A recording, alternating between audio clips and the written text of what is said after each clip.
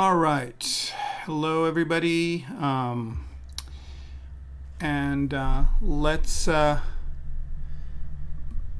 kind of do a quick check if you guys can hear me on the different services. So let's see, YouTube, I guess, Facebook, and Twitch.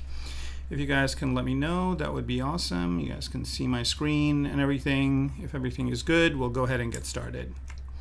Apologies for being a few minutes late, having a few quick technical issues that I needed to address.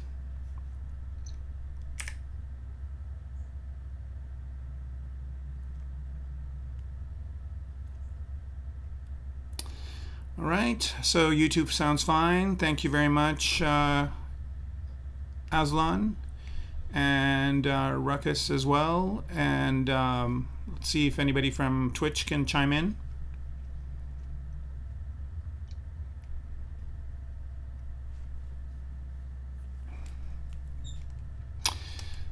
All right, I think Twitch is pretty instantaneous, so unless there's some problem, somebody by now should have mentioned that they can hear me okay. All right, Twitch is good.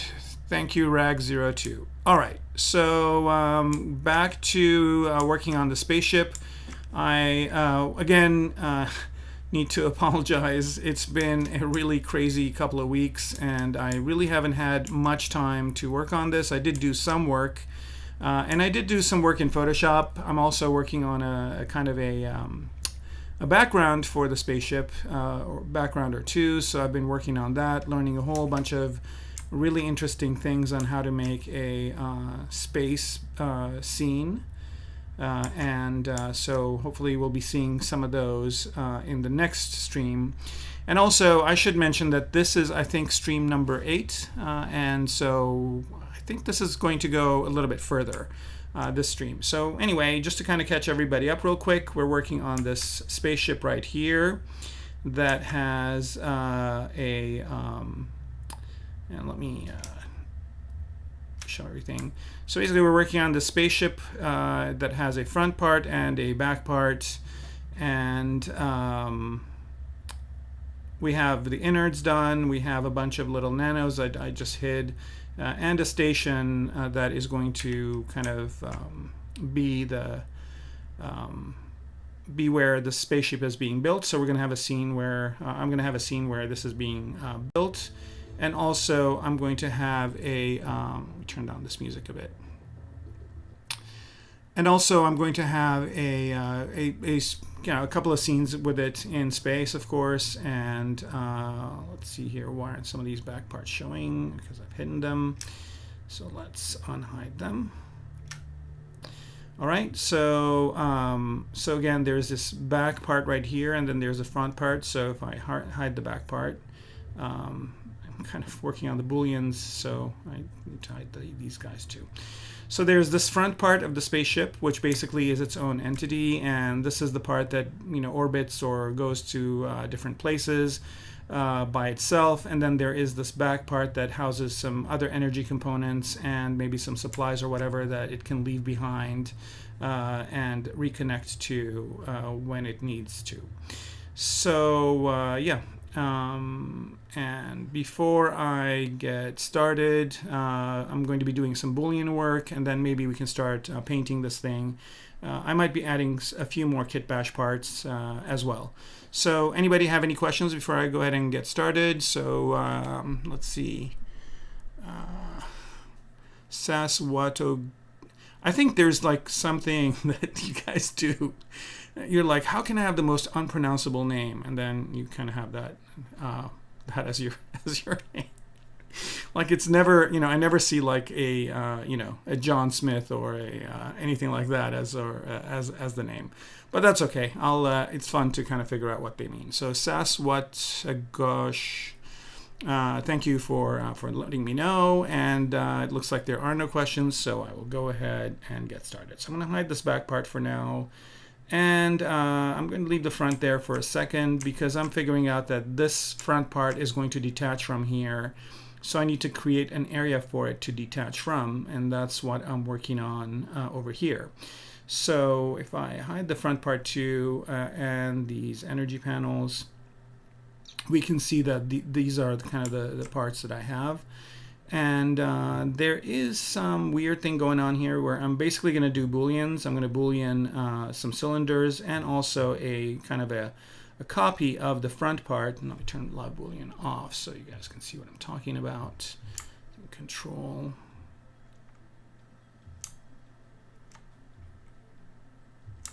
Should be able to scroll here. Where is live Boolean? Oh, here it is. Okay, so so yeah, these are the parts I'm subtracting. So I'm subtracting kind of a copy of this front part, which I actually should. I don't need to subtract the kind of the high res version of it. So I'm going to go get it all the way down to subdivision level 1 and delete all the higher subdivisions. So I'm going to be subtracting this piece along with these cylinders as well from the original, right? And then if I do that, if I turn live Boolean on again, you will see that I have this kind of a shape that is going to remain. And I have to figure out, since this is going to be its own thing, I have to figure out, you know, how to make this work better. So maybe this front part over here isn't there. So I need to maybe figure out if I am going to have this front part and if I am to have it be in a better place. But let's go ahead and do the Booleans. So before I do the Booleans, I'm going to be cutting out of this piece that has multiple subdivision levels, right? So that's going to be an interesting experiment, and also it looks like there's some floaty bits over here which we can easily get rid of. So let's get started. First, what I want to do is maybe combine these cylinders into one subtool. So I'm going to merge them down. Okay. And then the next thing I want to do here is maybe merge this down as well. Right. So these are all one piece that's going to be subtracted from this other piece here. And also what I'm going to do is just to kind of keep a history of all my Boolean stuff, I'm going to put these in a folder. So let's go ahead and create a new folder, call it bool 01. And the reason why I'm doing this is because it makes it a lot easier to do that Boolean. Because I can just go to the gear over here and just say Boolean folder. And what that will do is it will create that Boolean piece. So let's go ahead and see what that Boolean piece looks like. It looks pretty good. It, of course, lost all the subdivision levels, which is fine. And also probably created some really kind of, actually the geometry is okay. Wherever there's a Boolean, it's a little bit wonky. But I'm going to try and see how best to make this work. Right. So first, I want to sculpt this so that it is the shape that I want. So this looks okay right here, but it's got some weird kind of artifacts that are being created by the Boolean operation. So let's go ahead and see how good of a zero mesh we can get out of here. So I'm going to go to zero mesher, and I'm going to say this is going to be detect edges kind of scenario, and let's go for the double number of polygons, and let's just see what we get just by throwing this at it, and see what kind of results we get. All right, not bad at all. Zero mesher doesn't cease to amaze me, but I want to keep my groups, so I'm going to keep my groups and do it again. And let's see what we get. We should get the same thing, but with polygroups intact. It seems okay. Do we have symmetry on? Nope. Let's try it again, this time with symmetry on. All right, so we're getting okay stuff. We're getting some weird things happening over here. But let me do one more thing here. Let me turn off adaptive. Let's see how good that is. Didn't do much, so we'll leave adaptive on, and let's go ahead and change this to 60. Try it again. I think that is good enough for now. So I'm going to mirror and weld this so I have it symmetrical with all the polygroups and everything. And I'm going to stop this. Let's see. All right. I think that's okay for now. Turn polyframe off and see what I'm getting. And I got to figure out how to get these things to look a little bit better here. So I'm going to go ahead and choose the clip curve, skip this until the end, and use clip curve to just create some different shapes from this.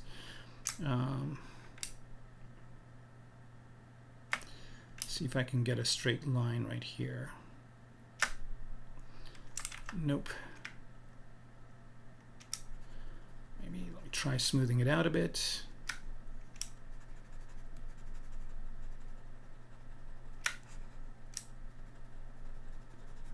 So how is everybody doing?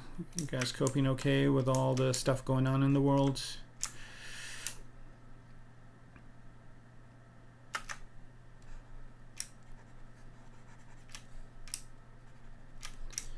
I'm always curious to see how things are going in other countries. Looks like some countries are kind of out of the woods, and some countries are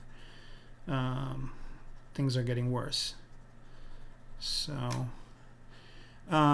swap nil 24. We're making a spaceship. We're making this spaceship right here.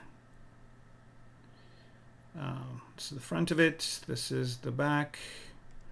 And we've been working on this thing for 2 hours every other week. So we're just making the spaceship. We're going to paint it and create a scene with it. I hope that answers your question. And let's get back to working on this. So here I'm just smoothing this out, getting it to some sort of a acceptable shape where the other part is going to dock into it.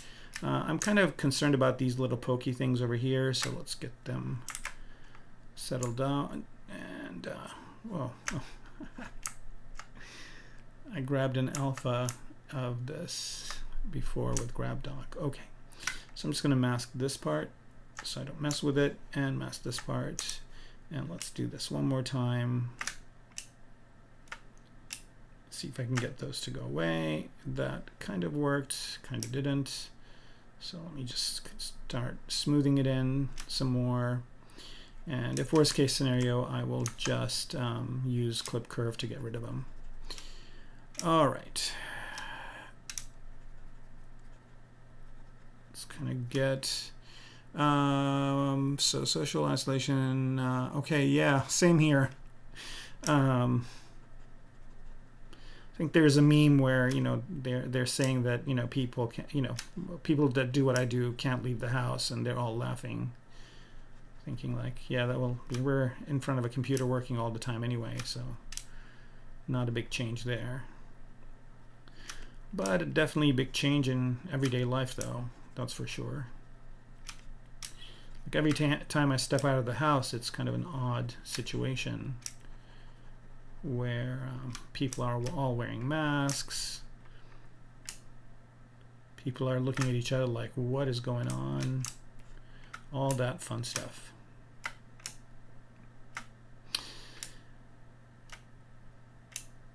Hopefully we'll have a virus soon and we can move on from this as well, but it looks like it's going to take its time.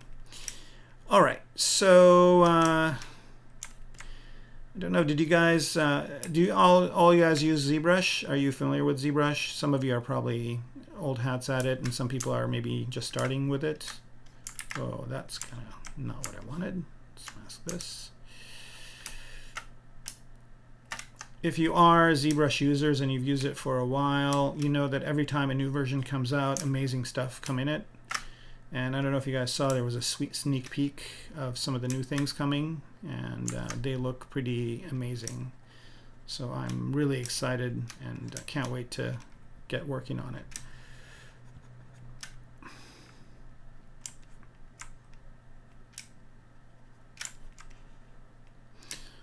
All right, so I think the silhouette on the bottom is looking good this way.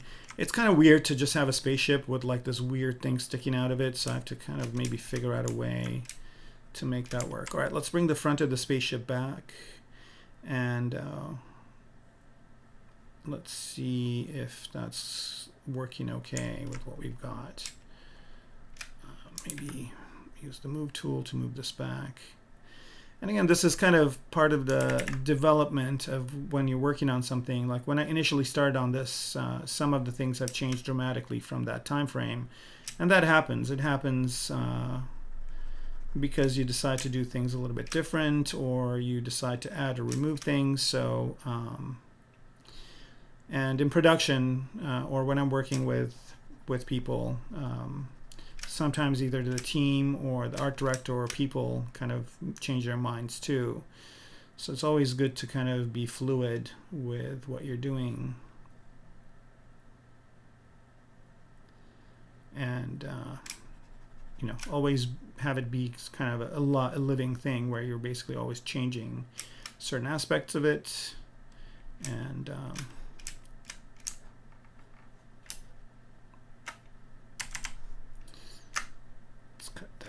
whole piece out like this. Let's see. That's a little bit better, but I think that bottom cylinder wasn't where I needed it to be. So I think what I'm going to do at this point is just do this.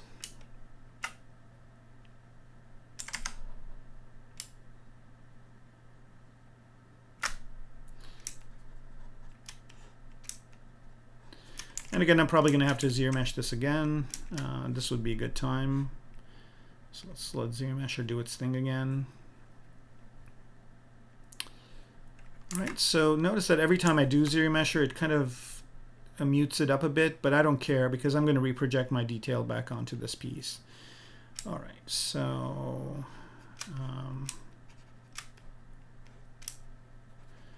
not bad at all. All right, so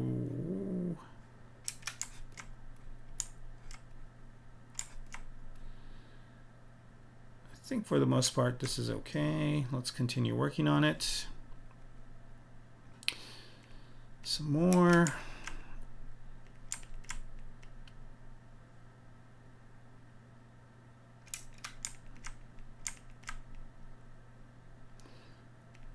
Looks like there's a part in here that needs to go further back. I think I'm just going to push it in with the move brush.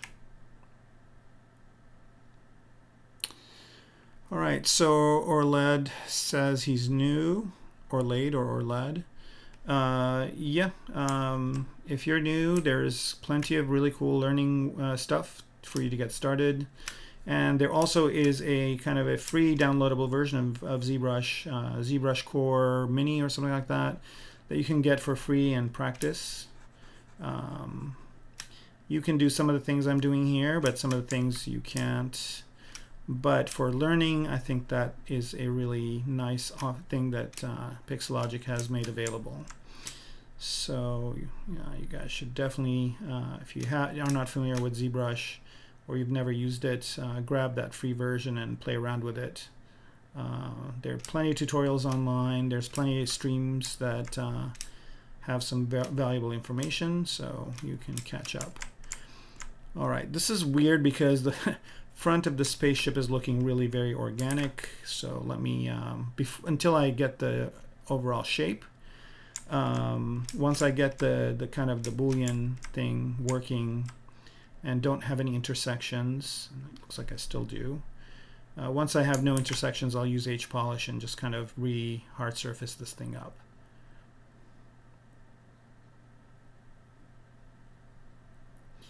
Yeah, I just don't want it to clash with these kind of, I mean, it doesn't really matter because, you know, people probably will not notice that. But if this is going to be an asset, and whenever I'm making these assets, especially the ones I do for personal projects, I make them in the hopes that at some point somebody will like them and use them in a show. And if they do, instead of doing all this work later, it's already done. And it's good practice for me to kind of get it to that stage too. All right, I'm in the industry, so should I start learn modeling or sculpting? Yes, on both of those. They're really connected. Hey, somebody from the UK, Senpai, how's it going? I think modeling and sculpting are the same thing. Only difference is that when you're sculpting, you're working with a lot more polygons, and when you're modeling, you're working with usually less. When you're modeling, you're probably worrying about topology more. When you're sculpting, sometimes you are worrying about topology, and sometimes you don't really care. I know a lot of artists that are amazing ZBrush artists that don't care about topology at all. They just sculpt, and then other people do their topology for them. Personally, I'd like to do both because I feel that if I do both, I understand how things work, and I can make things accordingly or sculpt accordingly just to make sure things are the way I want them to be. So yeah, I would just jump in. I know a lot of people. I teach as well in schools, and I know a lot of people. I teach Maya and I teach ZBrush, and I know that a lot of my Maya students don't like ZBrush, and I know that a lot of my ZBrush students hate Maya with a passion. And so yeah, see what you like, but honestly, I think that you would be a lot more effective in what you're doing if you know both. That's kind of the path I've taken. All right, so I'm looking at this part right here, and it really isn't doing much except creating this kind of added part over here. So I'm just going to cut that off. So to do that, I am going to use this slice curve brush. And let's bring this up. And I think I can just cut this piece off right here like that. Maybe I won't use slice, I'll use clip. That might be better. Right. Trim, not clip. And maybe cut it just from there.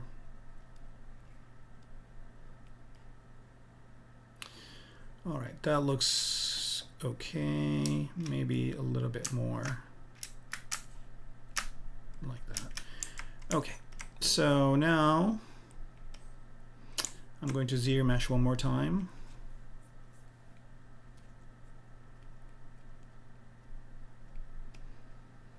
And just to get that better topology inside here, and the ZBrushing is going okay. I'm losing some of my detail again, but I'm not worried because I'm going to reproject. Again, as I mentioned, I've got a more detailed version of this. I'm going to reproject that on. Okay, so now it's starting to look like this, and let's use the move brush and manipulate this and get kind of a better shape. So here I'm basically doing kind of a very sophisticated kind of sculpting where I am sculpting two different things. I'm sculpting this thing fitting together, and I am also sculpting the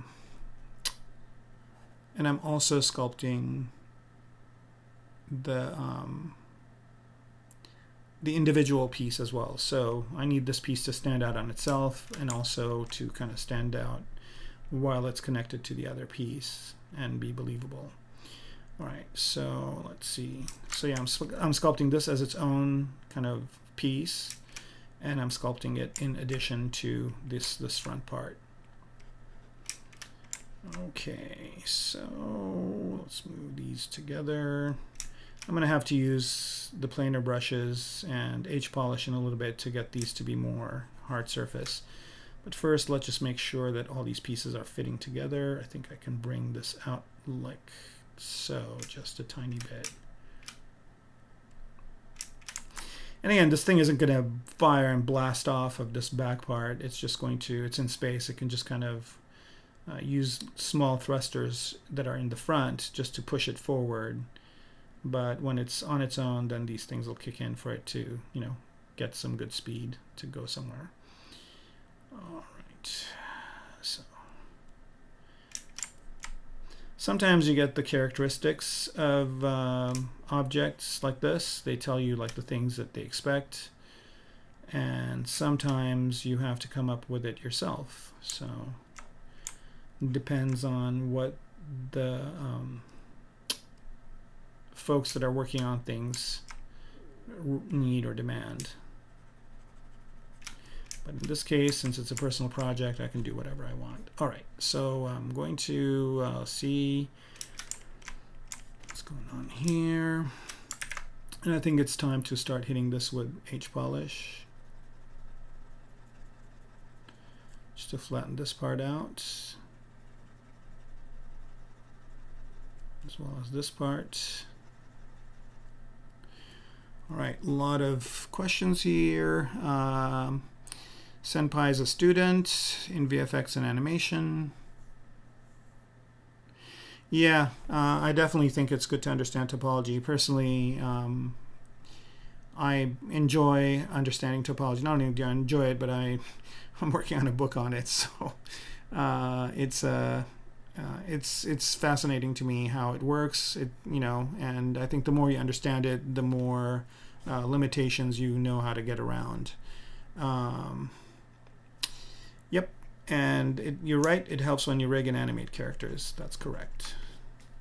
It also helps when you model and sculpt too, by the way. I don't think people mention that as much, but yeah, it helps when you model and sculpt too. Because you can, if you have good topology, then you're adding enough polygons to, the entire model versus having the model be unbalanced and then adding more polygons in certain spaces and less in others. So I agree with you, Senpai, 100%.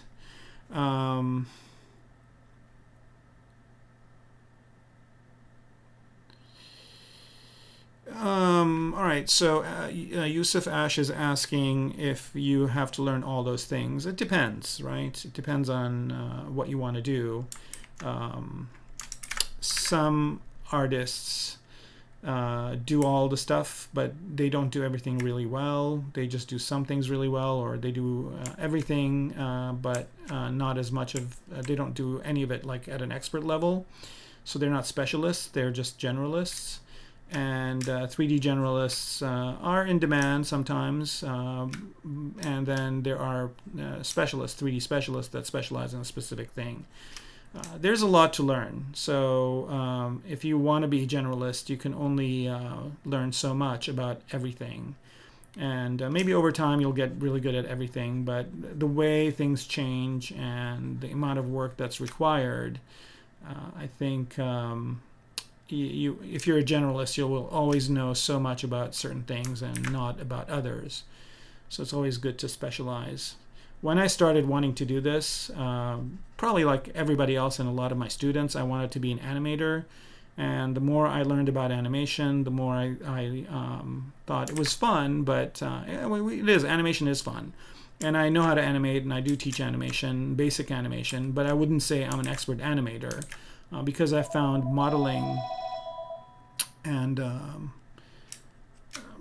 pardon me for a second, I'll be right back.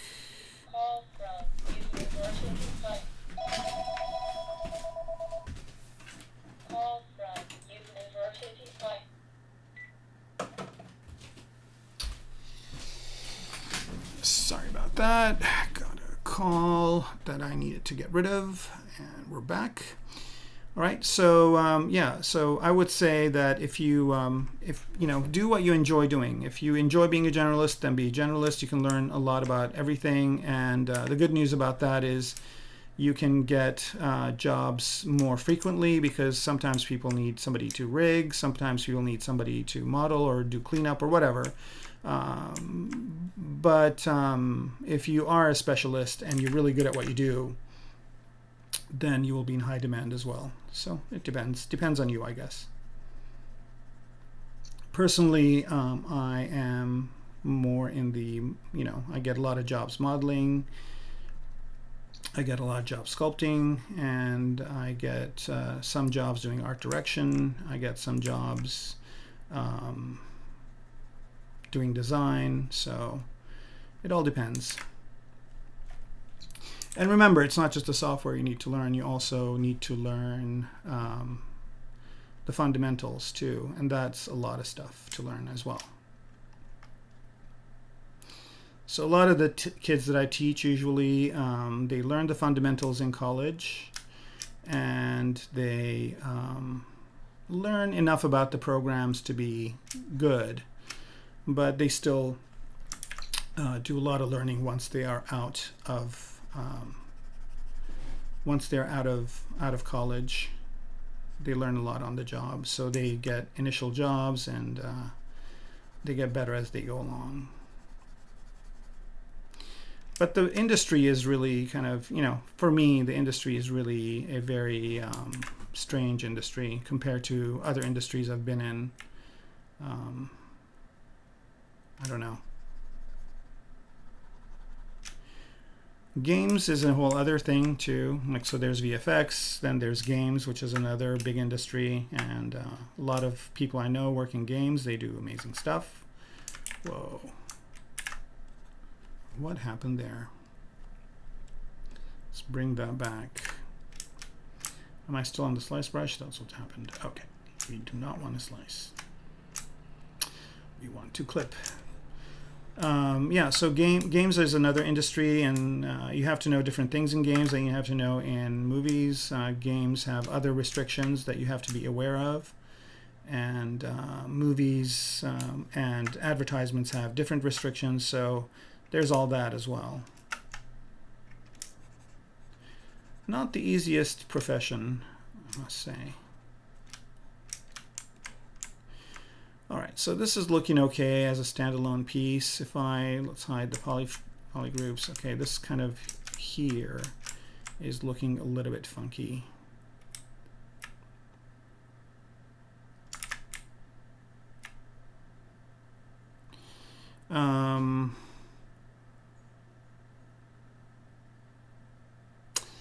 Oh, so IBM Motion is asking how you UV. I'll show you. I'll UV this piece. ZBrush actually has a pretty kind of quick and dirty, I shouldn't say dirty, but a quick way to UV with a plugin called UV Master. And they showed this other plugin that they were working on called Peel UV or something like that, but I have not seen or heard anything about it since then, so don't know if it's still under development or what the scoop is with it. But most of my UVing I do if it's something that doesn't need exceptional UVing, like it just needs some UVs. UV Master works great, and it's quick, and it's again a pretty fast process. But if I do get a job and they do need like really super UVs, I usually use either Maya or I think there are other.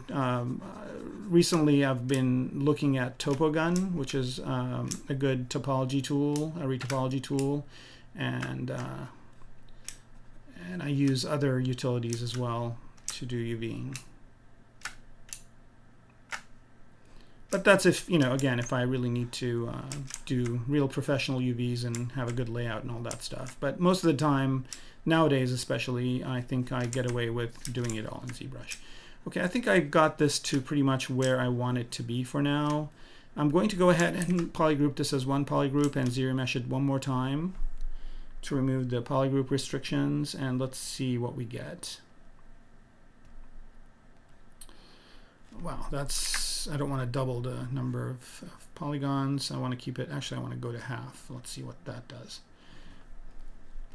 Yep, that is pretty good. Okay, so this is going to be the back part of the ship. And so now what I want to do is I want to project the details that I have onto this. So let's see, let's bring back our first one here. And I'm going to duplicate this one. Okay.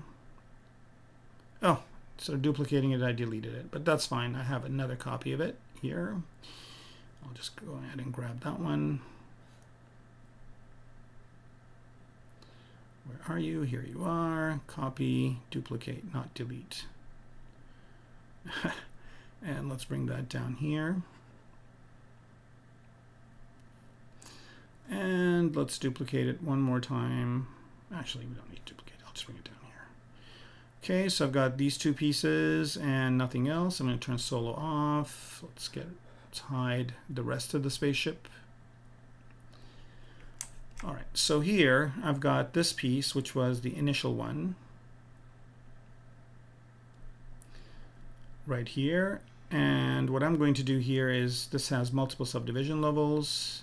I'm going to go all the way up to the highest subdivision level. All right, and that will bring up all of these details. So all these details are details that I want, but I want these details to be on the new one that I just made, right?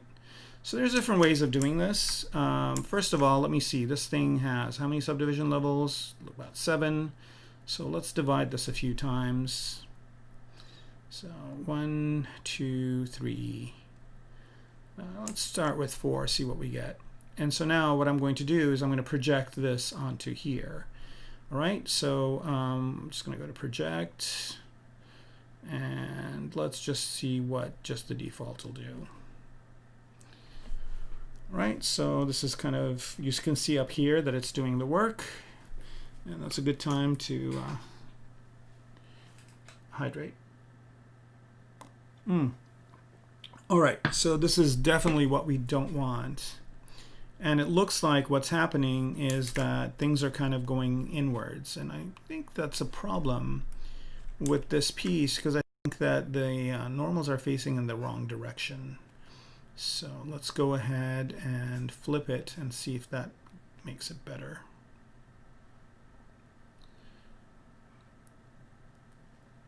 Right. You can see it's doing its thing here. Okay.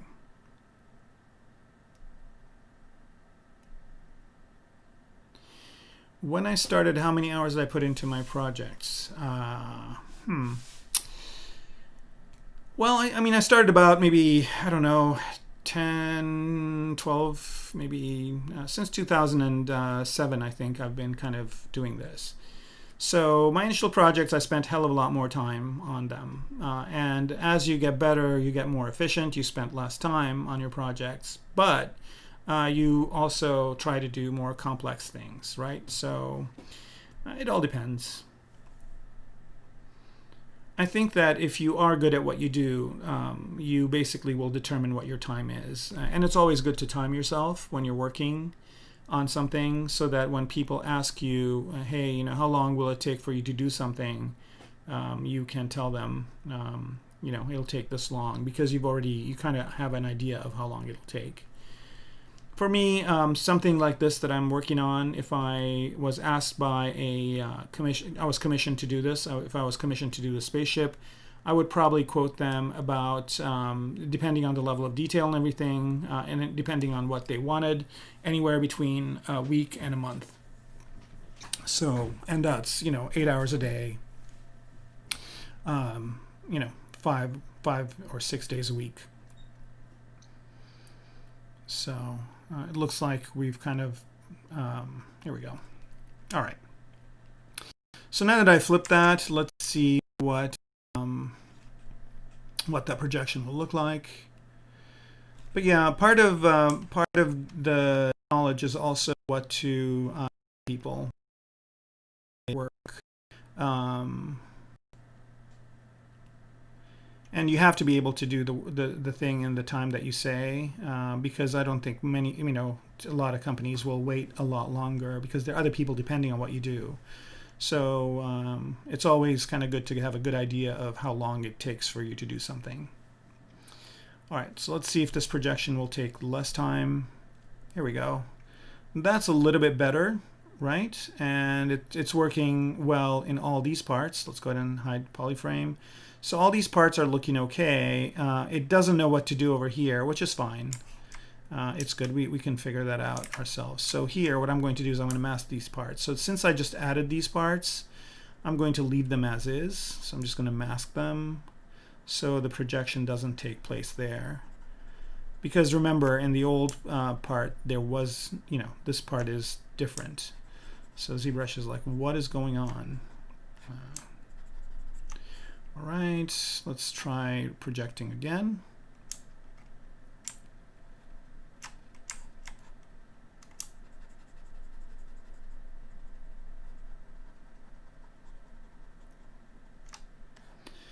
The other thing also is there are companies that will not, they will say, okay, I need you to do this, and I need you to be done by this date, and that's it. They come back to you with edits or whatever, then that's a whole other part of the job, right? So you say, okay, how long will it take you to do this? You can tell them, oh, it'll take me a week.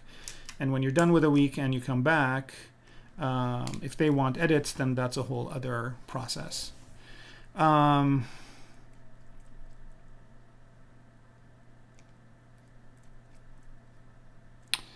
Oh, come on, Relive.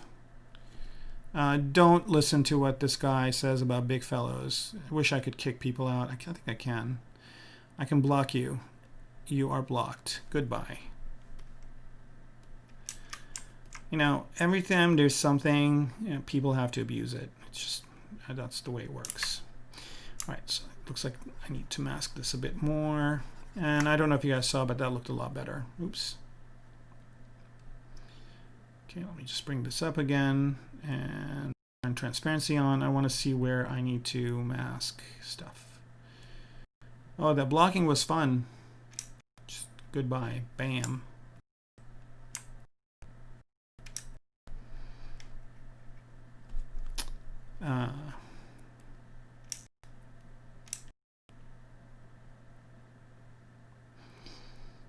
All right.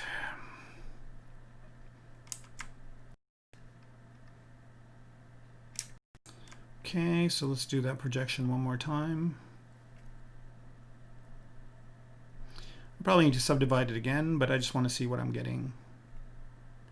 All right, I'm getting this. All right, so this is looking exactly like I wanted to.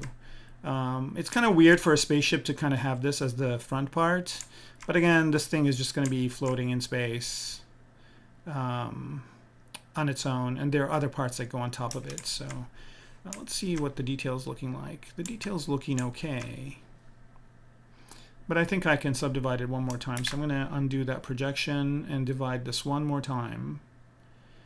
It's going to make the projection take a little bit longer, but that's okay.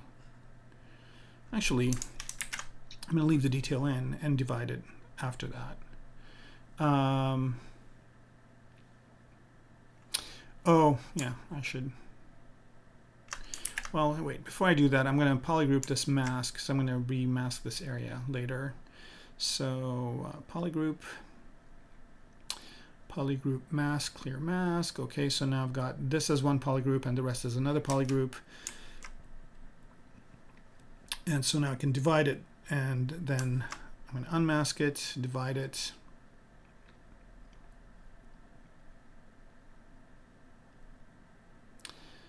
Let me go to level 6. Why not? Okay, so I've got 6 levels of subdivision, and then now I'm going to select this polygroup. Nope, that's not what I wanted to do. All right, so here, let's go make sure I'm on select rectangle. I'm going to select this polygroup right here. Mask it, bring everything back,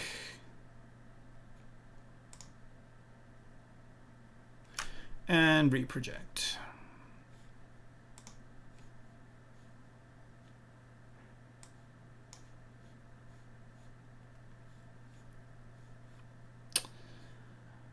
All right. So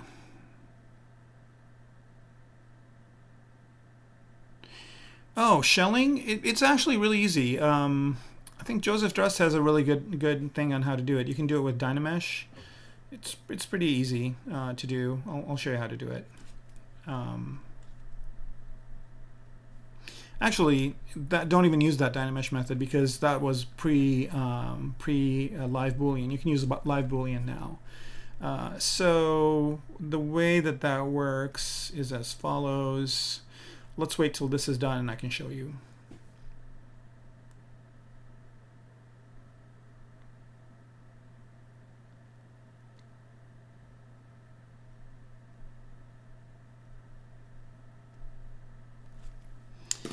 This is going to take a little bit of time because it's a lot of polygons.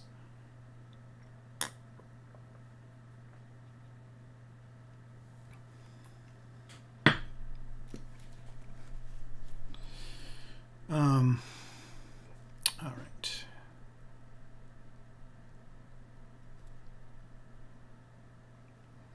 This is probably a lot of calculation. There we go.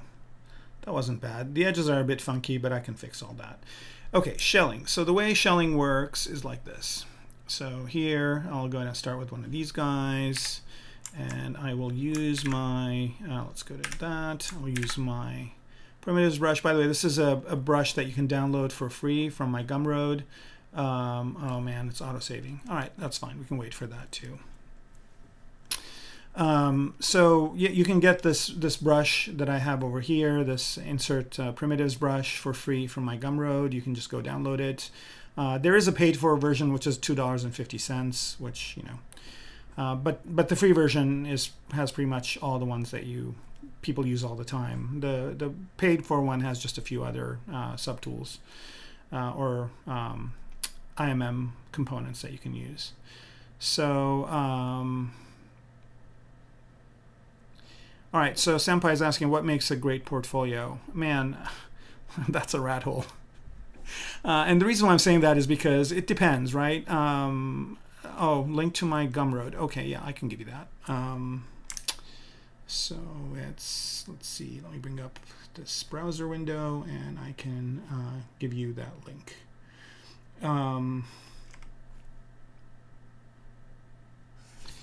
All right, so for anything having to do with me, you go to Kermaco.com, Kermaco.com.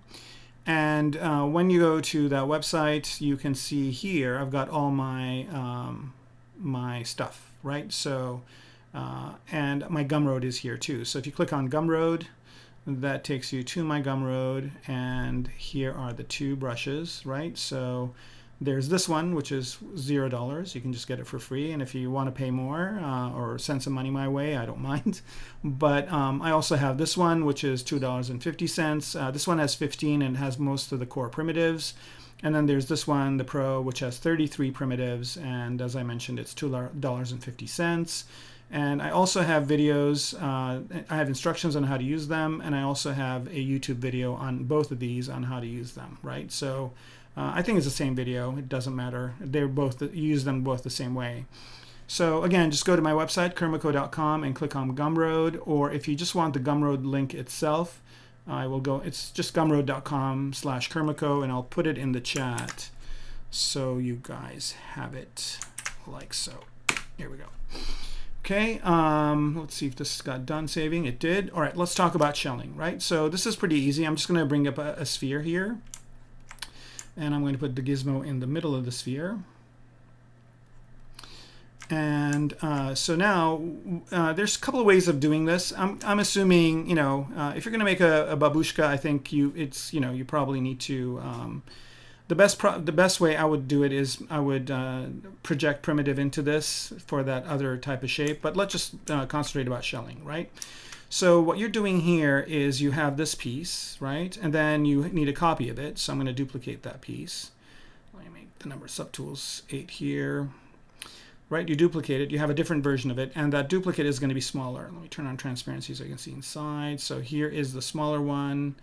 So there's one inside, right? So this is the inside part, right? So there's the outside sphere and then there's the inside sphere. Now the thing about shelling is if I subtract the outside from the inside now, it won't really work because there is no kind of way to do that shelling. So what you would do here is, let's take this top one, and let's say I'm going to separate this out. So here I'm just going to use extender and extend it out this way, just a little bit, right? So this is going to be kind of that opening where I open up the part. and ZModeler brush, and I'm going to go ahead and delete a poly loop here. I'm going to delete this middle part right here. And then I'm going to bring these together.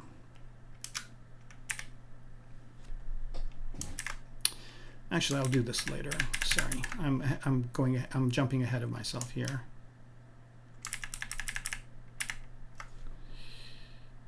Let's go all the way back to this.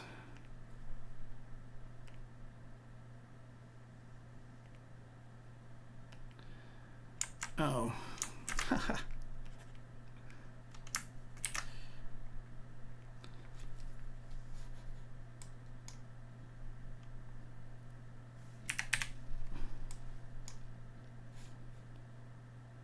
What is going on here?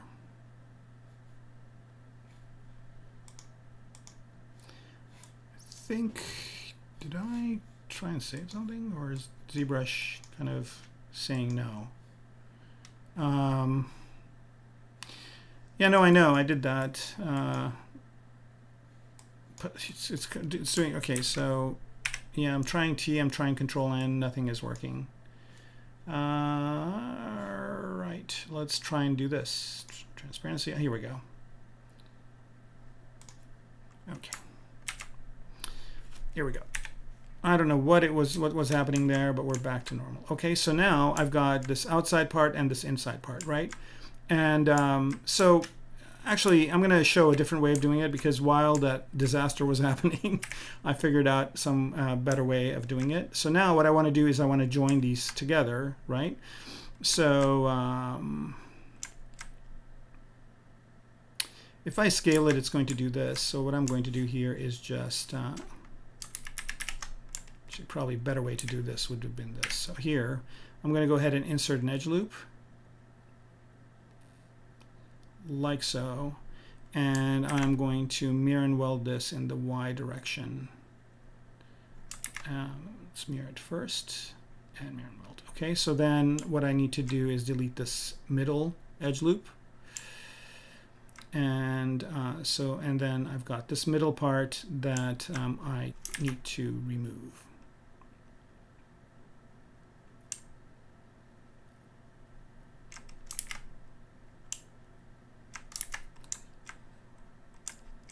Delete poly loop. Why aren't you doing it? Bam, there you go. Okay, so now what I want to do is I want to create a little bit of thickness. So I just go over here and I go to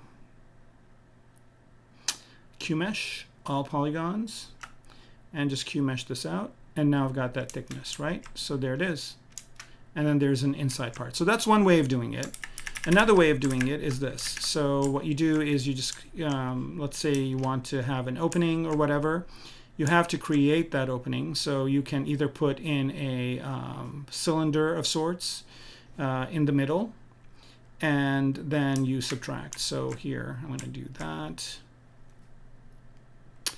where I have this external part, and then I'm going to add a cylinder again from my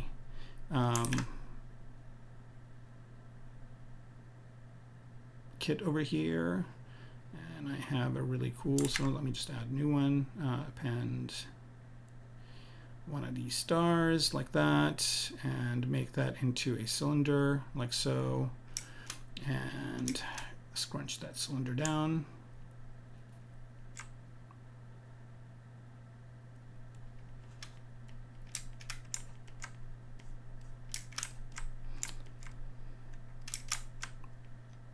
And this is probably the method you will use if you have, like, you don't have as much of a kind of a defined shape as I do here, because a sphere is easy enough to do, right? So now I've got the cylinder, I've got the inside sphere. Let me go to move here and turn transparency on. So I've got this cylinder, right, doing that. I've got this, which is the inside sphere, and then I've got the outside part, right? And you know, this could be the babushka or whatever. You could use it this way.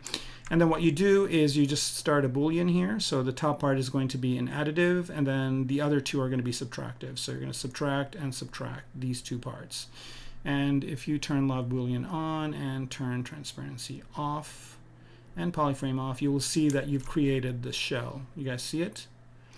And you can choose to move the cylinder anywhere. Like if you want the kind of the opening to be down here, now the opening is down here, right? And then with this method, you can use this to, you know, you want this to be narrower, you can change that to be really, really narrow. And once you're happy with it, you can just run the Boolean. So you can just go down here to Boolean and click on make Boolean mesh. And then you have, it creates a separate piece for you. I think it's called UMesh something or another. Here it is. So this is the new piece that it just created, and you can split these. So split to parts. And now you have the top part and the bottom part, and so you can, you know, open it up and look inside. Right? So that's how you would do it. So hopefully that helps you. Let's see, who was it that asked for that?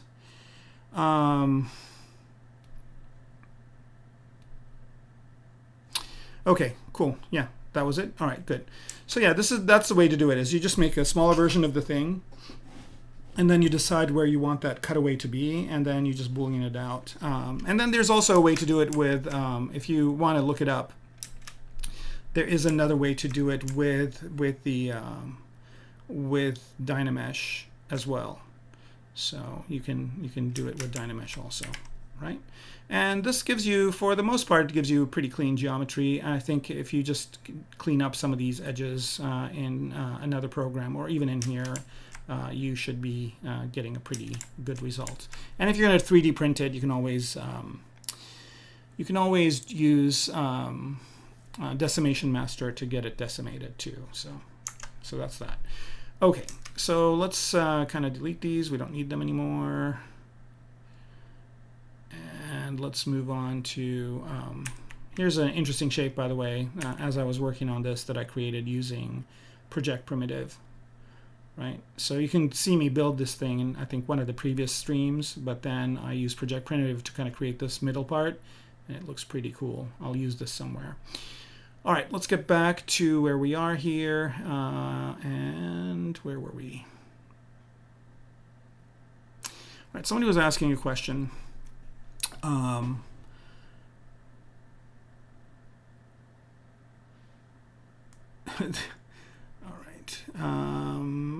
Okay.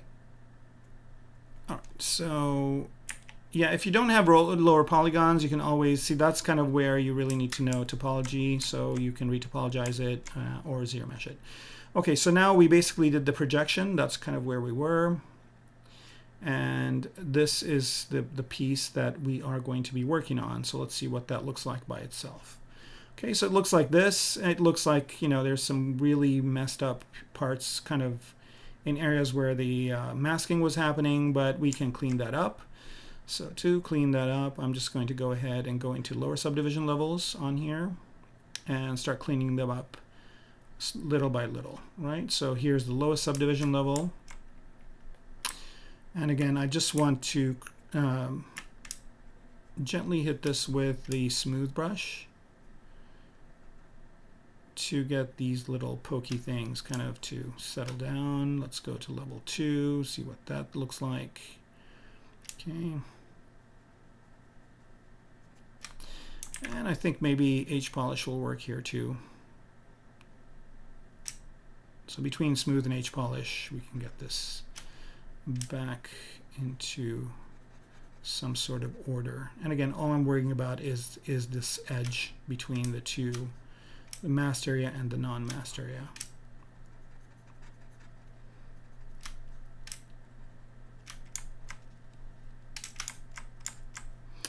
Right, level 3.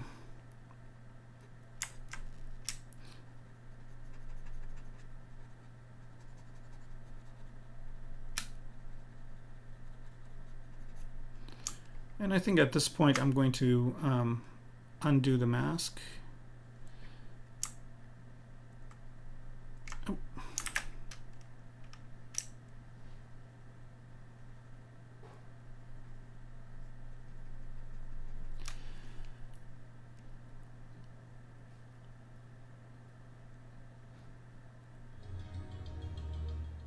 Turn some music on here.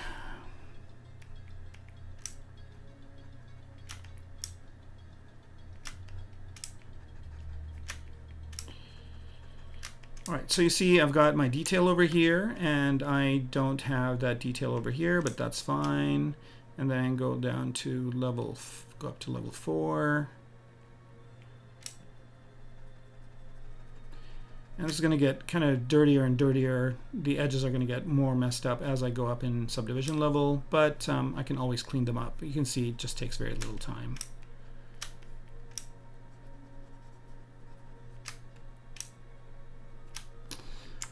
All right.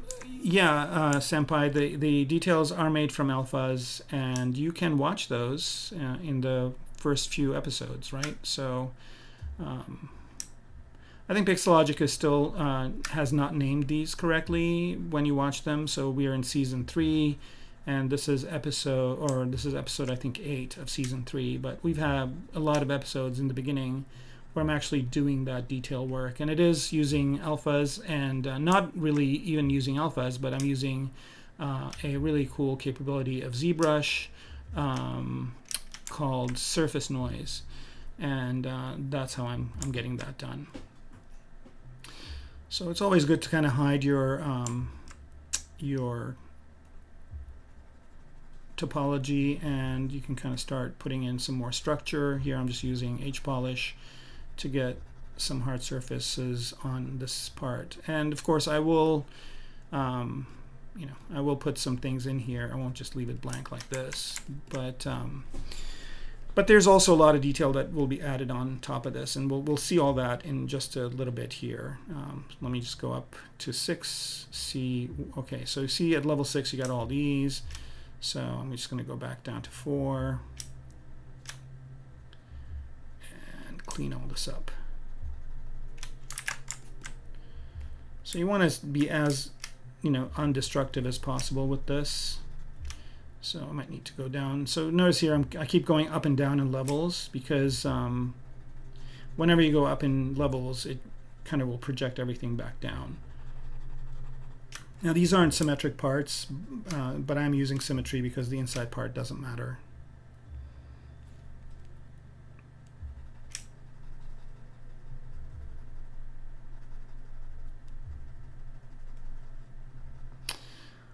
All right, let's do a continent call.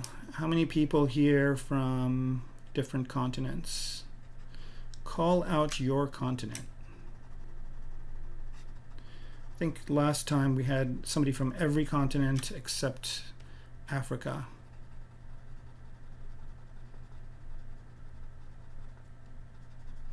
We always have somebody from Europe. We always have somebody from Australia. We always have somebody from Canada. Let's see, USA, Asia. All right, cool. Yeah, that's 2 down. Ah, yay! All right. Elmans, thank you for representing. Now we have it all. All right. Yep, Australia, just like I said. Love the Aussies. Ah, Ghana. I think my dad was in Ghana at some point on business. He said it was beautiful. I would love to go one day.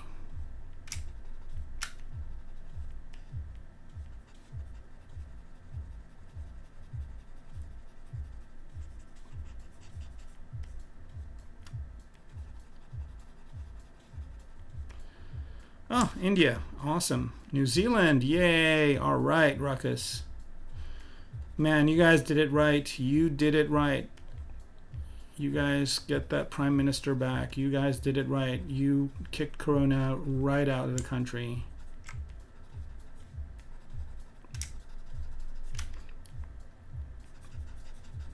I think as far as leaders go, Jacinda, I think is her name. She's one of the best. All right. Right, we got somebody from China. Hello. And where from China are you? Not that it, I'm just curious. I haven't been to China either. Love to go.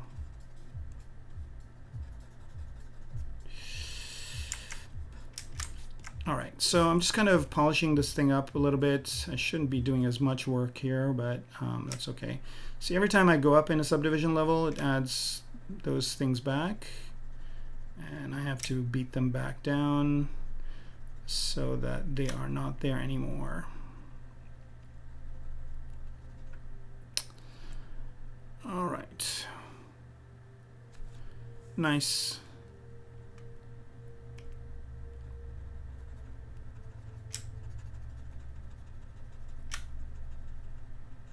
You know, what would be really cool is if like Twitch or whatever this thing is that I'm on had a map and it showed me like all the people and where they are.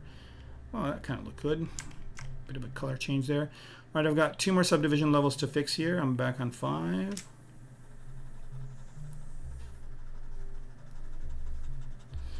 All right, we got somebody from Mexico. Hola. I have been to Mexico many times.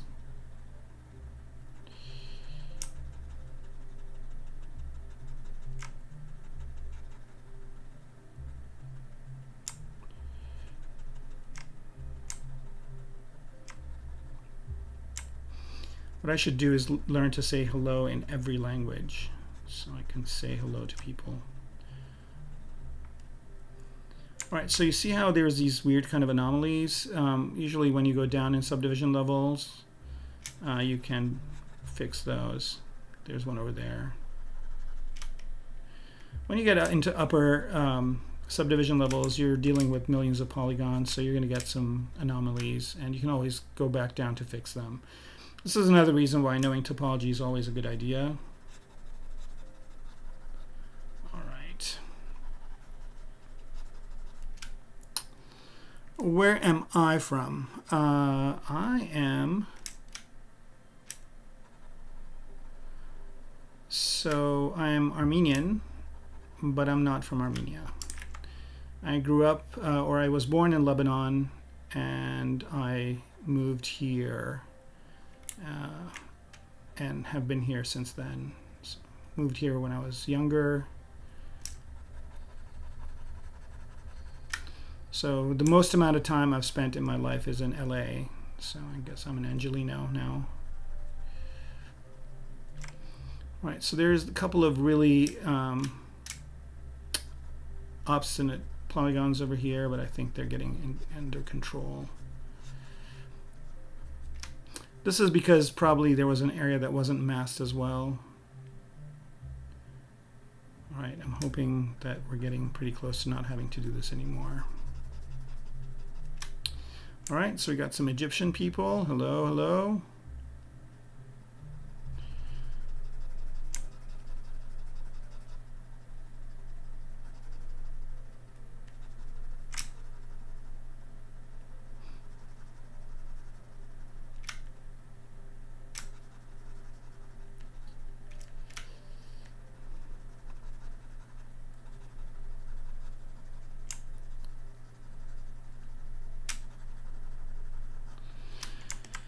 All right, this is kind of a arduous process.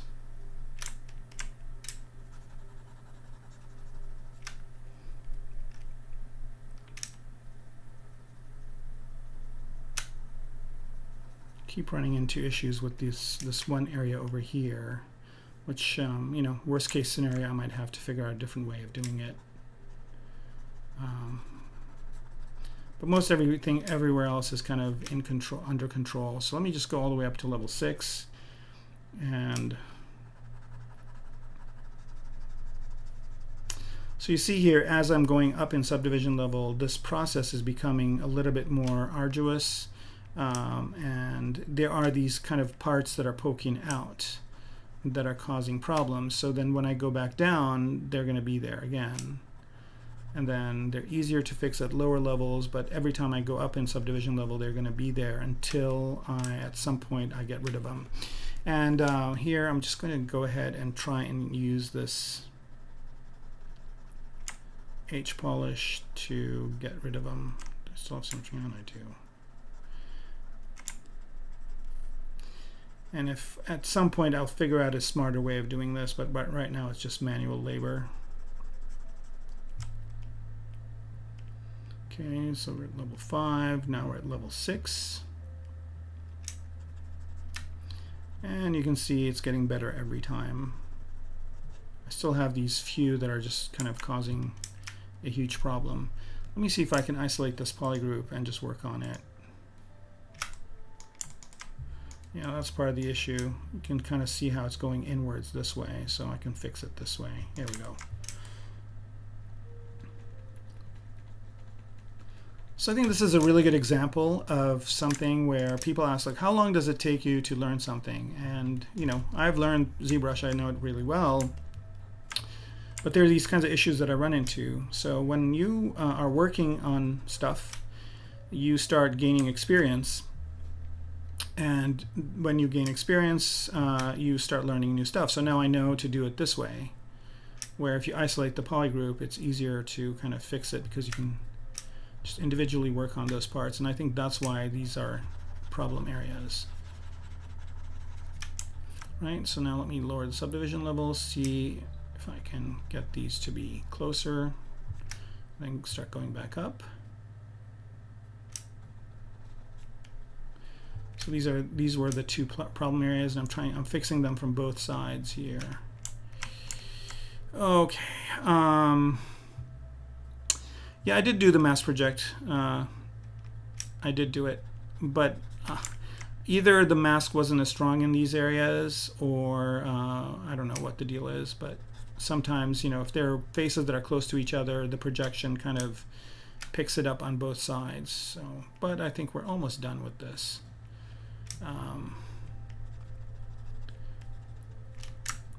But I try to keep my streams as close to reality as possible. I don't do anything staged because I think there's enough stage stuff out there. It's always good to kind of see the process of how things progress. All right, let's see.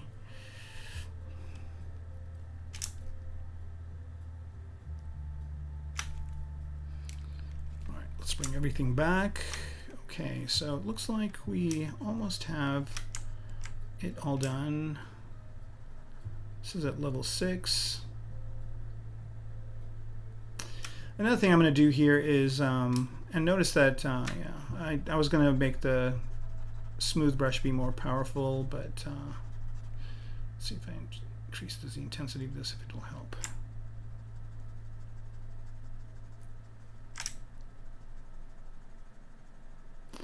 Yeah, the problem with this little area over here, and I'm going to isolate that little area. Yeah, see, like these are the little things that are, you know, just really kind of problematic. Are these poking out areas? But here we go. That's gone. This one's, I think, is going really deep. That's what the issue with it is. I'm just going to do this. Wow, it goes in really deep. All right.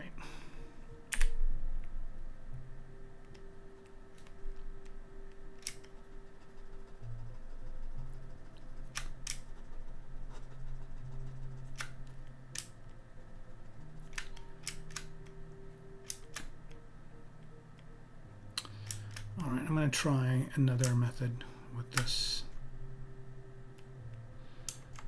Wow, you guys see how deep these go? Like they're stalactites. They go all the way in to here. And if I start messing with them, they're going to mess up these other areas. So what I'm going to do here is switch to select lasso.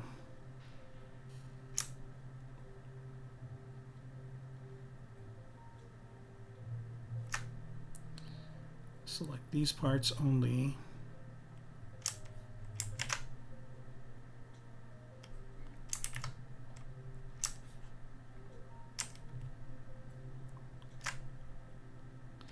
All right, so now I'm just left with these parts, and what I'm going to do here is beat these things down by using the this one. So let's just bring all these down, get as close as you can. Right? And this is at level 6, so this should fix it. Oh.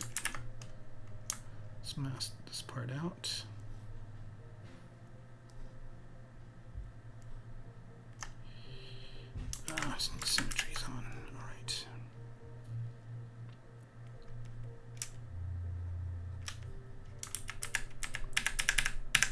it's not even bringing them down. All right, let's see. I need to figure out a smarter way of doing this.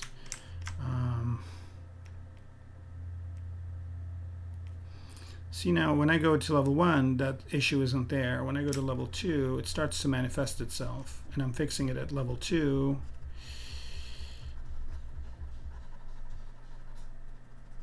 And then I go to level 3, 4, they're still there, but not as bad, and they're being fixed.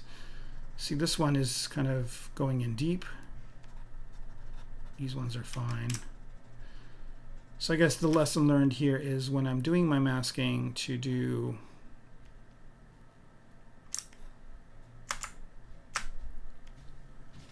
make sure it's more thorough.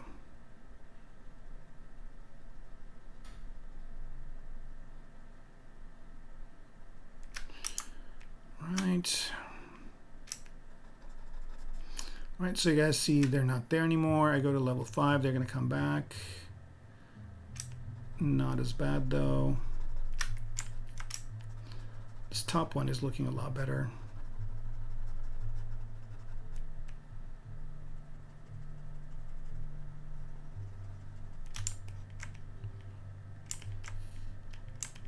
So this one here is kind of a problem child. So go down in subdivision level, bring it out, fix it, go back up.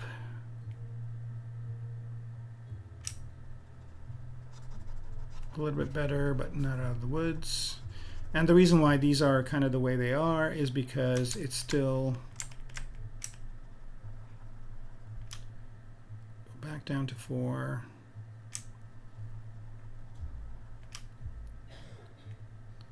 Go to 3.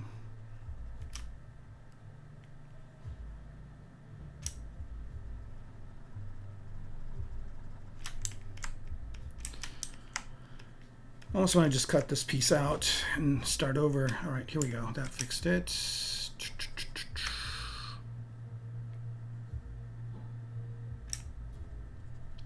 Sorry, I haven't been looking at the chat since I'm just kind of plugging away at this.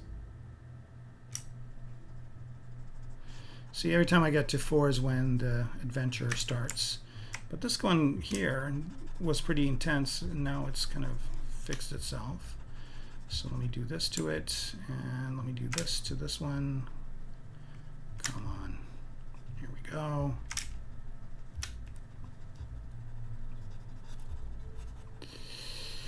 All right, smooth from inside. I did that. Let's see. To work using Blender. Teresa, what do I do? Okay, so Elmans is asking what to do. He's 14 years old. Well, first of all, it's great that you're 14 and interested in this stuff. It's a good time to start, and it is a good time to start because Blender is free, and there's also a free version of ZBrush that you can get and work on. What I would say is just do it. Just get started. There's plenty of tutorials online. Give yourself a small project, not an ambitious project, you know. That's another problem, that people that are just starting out give themselves really ambitious projects and then they get frustrated. So give yourself a small project, something, you know, simple, and work on that. And then give yourself something more complex. It's a learning process. It takes a long time, but the good news is you'll have fun along the way. I don't know if that helps. All right, so it looks like we fixed whatever was here. We still have a couple of problem children here. Level 4, level 5. Yeah, 14 is a great age to start doing this stuff. Actually, I shouldn't say that. Any age is a good age, as long as you're having fun and learning. Oh my gosh, are we almost there? Can we move on from this?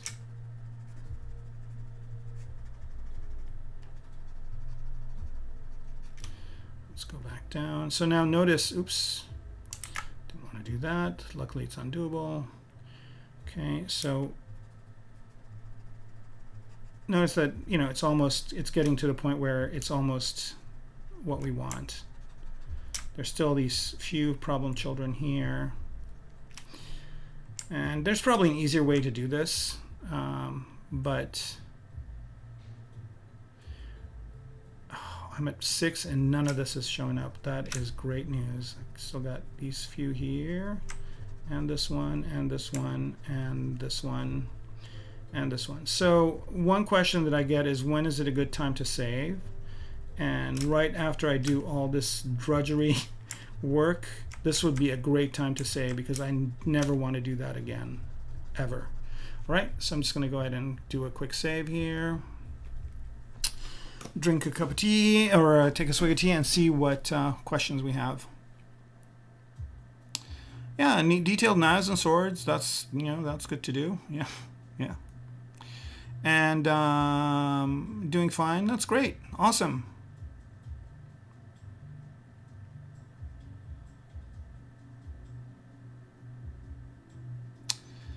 Okay, cool. Yeah.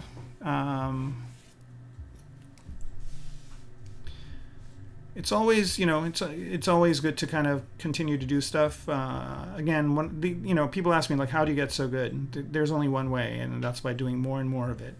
There's nobody that's just going to sit in front of ZBrush and just like put their hands on the tablet and the keyboard and just be an expert. It takes a long time.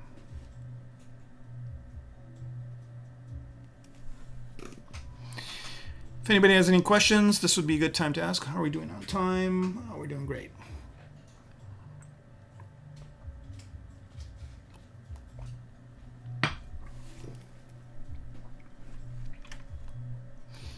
This is taking a bit longer to save. Usually saves are pretty fast, but the reason why it's taking so long is because I got a lot of subtools and kit bash kits and a whole bunch of stuff in here. So that's what's happening. Okay, so the save is done.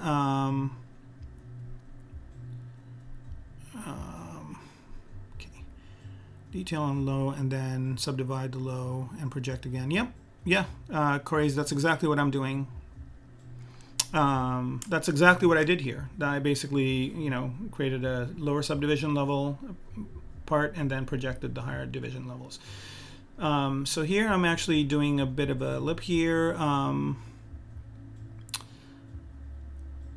Yeah, well, if I do it that way, if I close the holes, it will add it will not add zero mesh or topology. So then we'll have to do this whole thing over again. That's why I didn't do it that way. Yeah. Yeah, I don't know. I'm sure there's a faster way of doing that, and I probably should ask the folks at Pixologic if they know how to do it. I'm sure there's a much faster way of fixing that problem. But, you know, the way I do it is usually this, and usually it doesn't take that long. This one was kind of really obstinate. Okay, so here I'm just basically establishing the planes on this new area that I've created. Right, so I'm just kind of, the transition areas are where the problem children were, or the problem areas. So I'm just basically creating new transitional areas, and I'll probably either sculpt or put kit bash parts in those parts there. Right, so there's that. Okay, so now I've got this, and what I want to do is I want to UV this, right?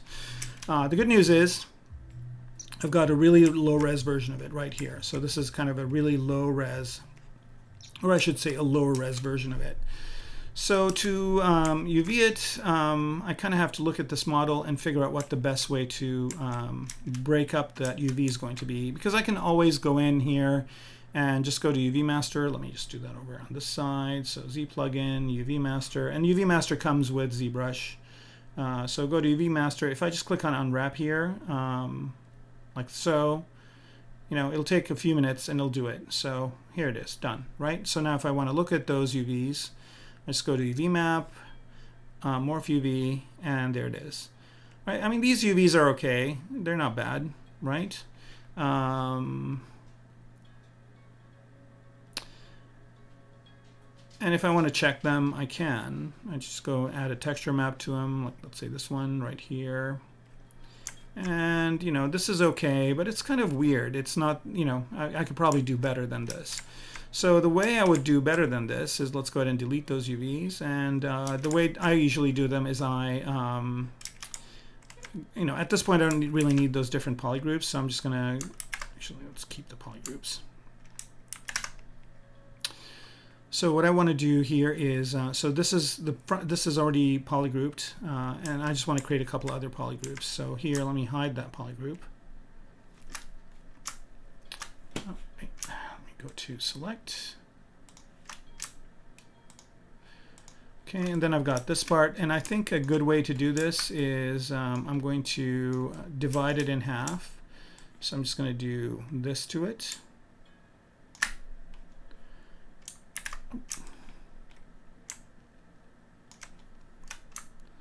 Symmetry is on, so that's not going to work. Let's do this one more time without symmetry. There. Polygroup that into its own group. Color of the polygroup changing? No, let's see.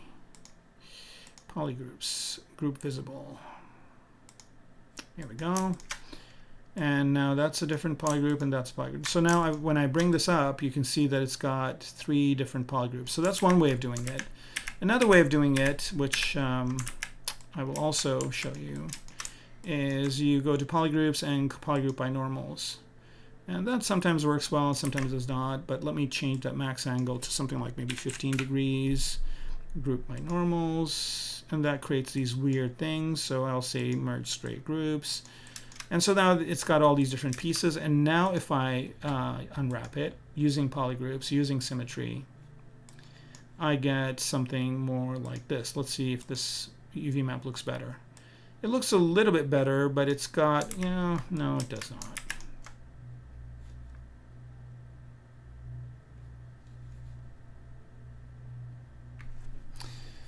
Right, I think ZBrush is doing some thinking here. Right, so that did not, like we said, that this UV layout is, all these different pieces, so that didn't really work well for this. So I'm going to Control Z all the way back.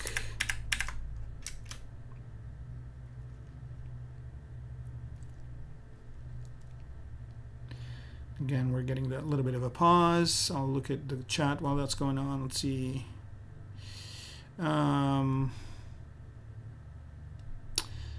Oh, yeah. Hey, awesome. I thank you for saying that. All right. Okay, so here we go. Let me delete these UVs. And I'm just going to polygroup all these, polygroup visible. So, and then I'm just going to do this a little bit differently. I'm going to choose the lasso selection, and I'm going to select the things I want grouped. Like there's that. That's its own group. Maybe without these parts. Actually, I'm going to turn symmetry back on. All right.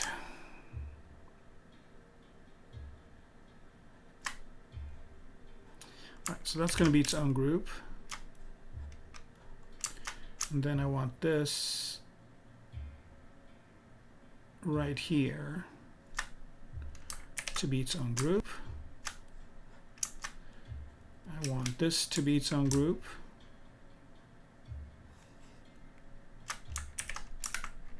And here basically I'm just clicking on group visible or the hotkey for it to get these polygroups. So now let's see what that looks like. So we got symmetry and we got polygroups. Let's just unwrap it.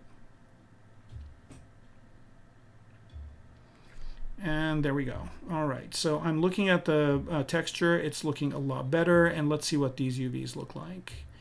And you saw that was like a really kind of fast way of doing it, and yeah, these UVs are fine, right? I mean, I can do a couple more things to them, but I think at this point I can take this into Substance Painter and paint on it, right? And here's what's really cool is that these UVs will work on, I did these on the lower subdivision level, but they will go all the way up to the higher subdivision level too. So now if I jump all the way back up to level 6, wait a couple of minutes here, it's going to generate those UVs for me. So now I've got this detailed polygon here, with all these details on it, and it has good UVs on it. Let me turn the texture off here.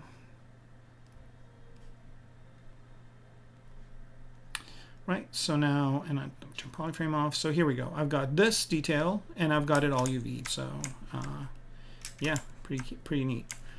And I can, of course, take out this detail as a bump map, or I'm sorry, normal map, and load it into, excuse me, into Substance as well. All right, so now I just want to do this clip curve here and get rid of this weird little pokey out thingy here.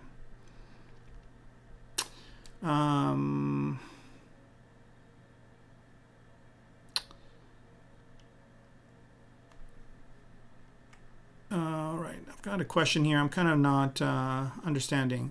So Senpai was asking what I thought of the ZBrush 2021 preview. Oh man, it was pretty awesome. I can't wait to have that be available so that I can use the features. It looks like you know, somebody asked the question last time, like, what would you like to be in the next version of ZBrush? And I said, whatever they want, because they always add amazing stuff, and, you know, not disappointed here. It looked really cool. So Calvin Cropley, I think your question's kind of long. Is there a way you can rephrase it? I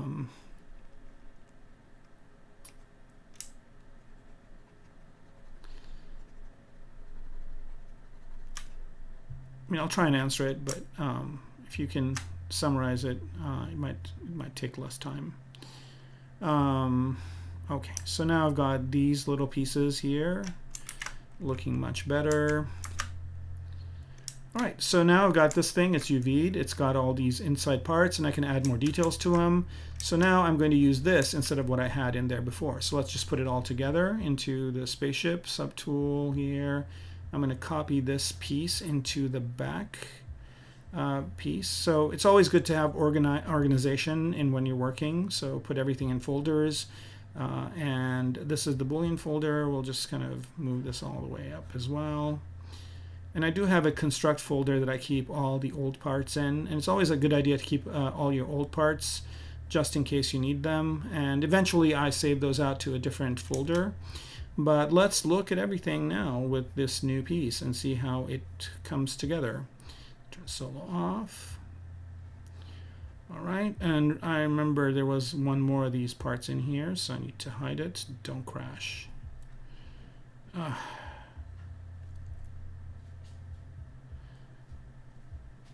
Come on. All right. No worries. We saved before. The only thing I don't have are the UVs, but that's okay.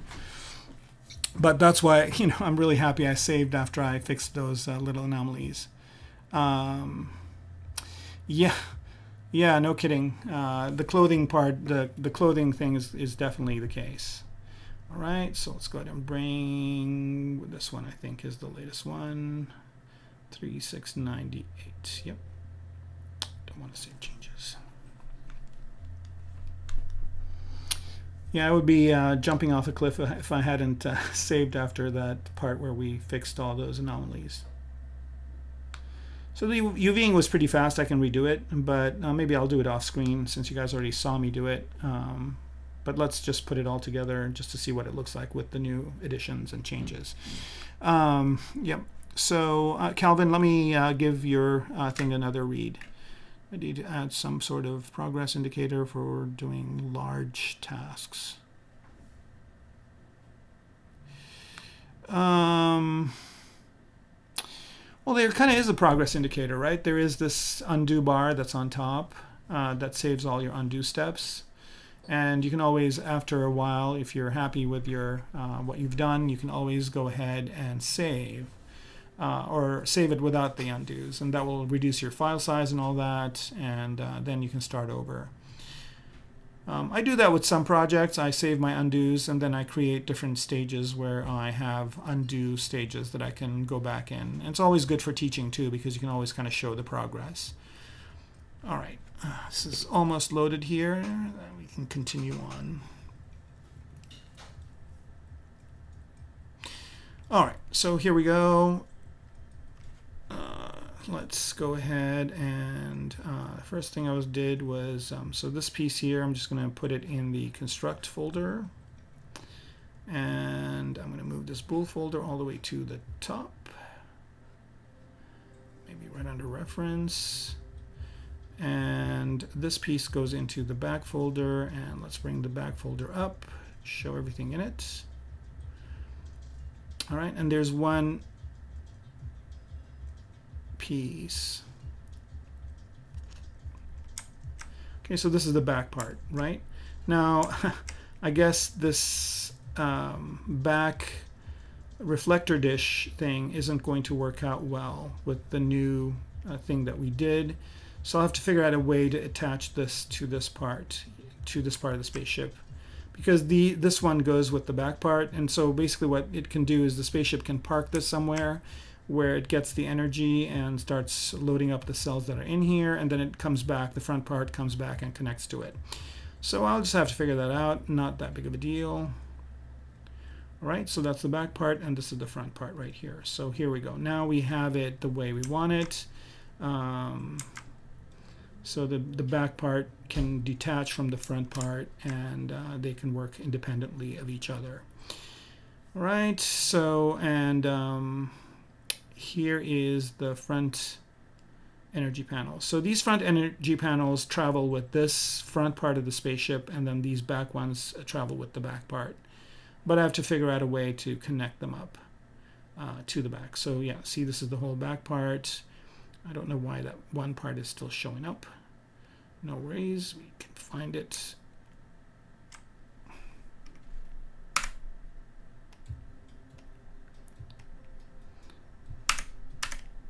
Okay, let's do Q2 here. Where is this specific part right here?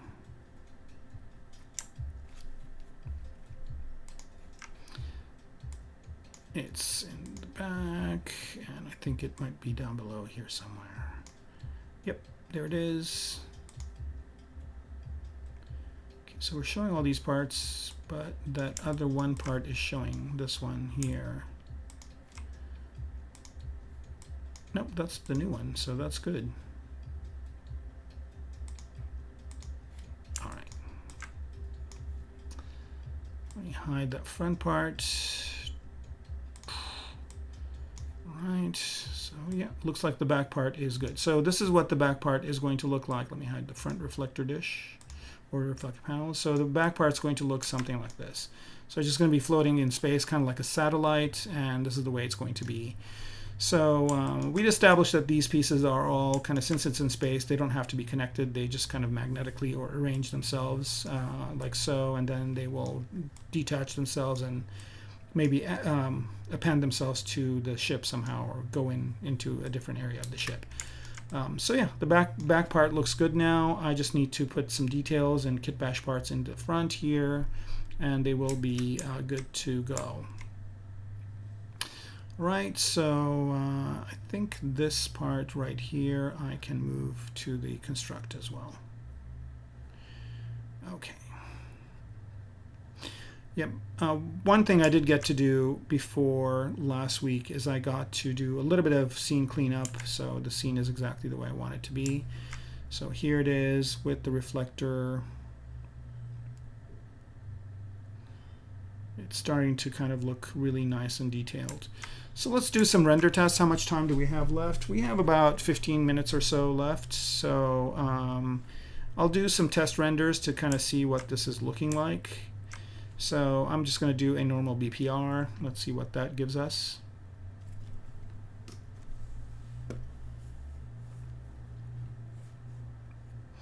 And then I'll also do some non-photorealistic renders.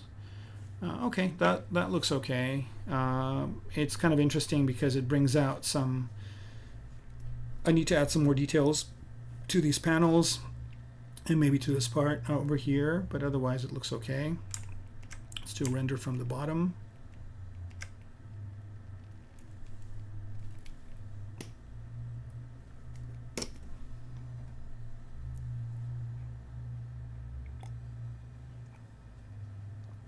All right, let's see. I'm surprised your computer hasn't exploded yet. You have so many subtools. Yeah, I do. This is a pretty busy file. So I like this render a lot. This is pretty neat. So I'm going to go ahead and save a camera here because this is a good camera angle. So let's go to Document. Or is it under Draw? Draw, yeah. Draw. Use my mouse for this. And camera here, and I don't want to lock the camera, I want to save the camera. I think it's at the bottom. Here we go, Store Cam. Okay, oh, yep, I need to turn perspective on, that's right.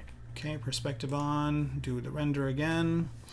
Yeah, this is a very heavy ZBrush file. Usually they're not this heavy. I usually have them a lot lighter than this. But the reason why they're heavy right now is because I've got these number of subtools in the Spaceship isn't the issue. It's not bad at all.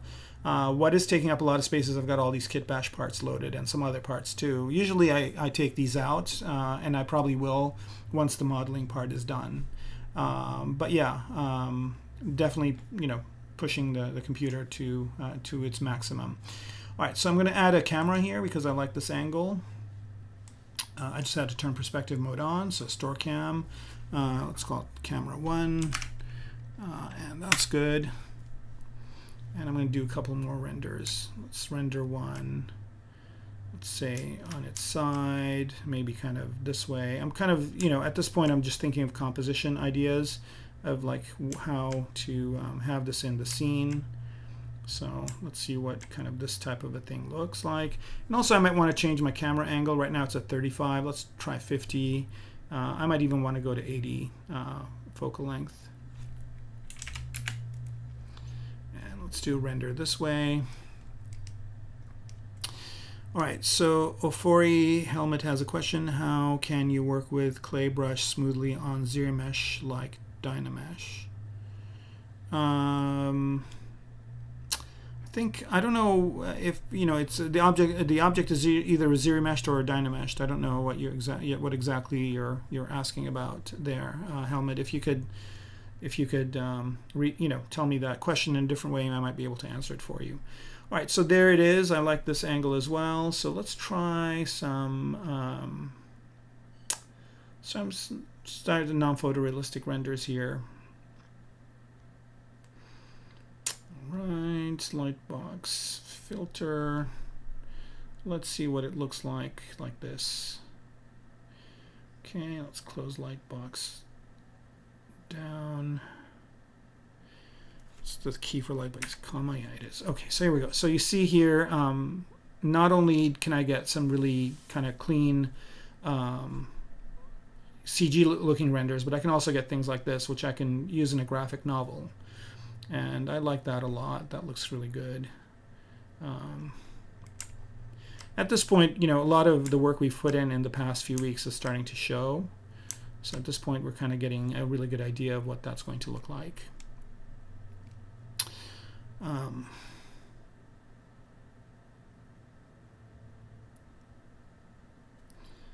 Right, these renders are taking not that long considering the number of polygons we have. Maybe that light angle isn't good here. Maybe let's move the light over this way. That's the other thing that's amazing, is you're getting, like, you know, illustration type things, but you can move the light around, which is really nice.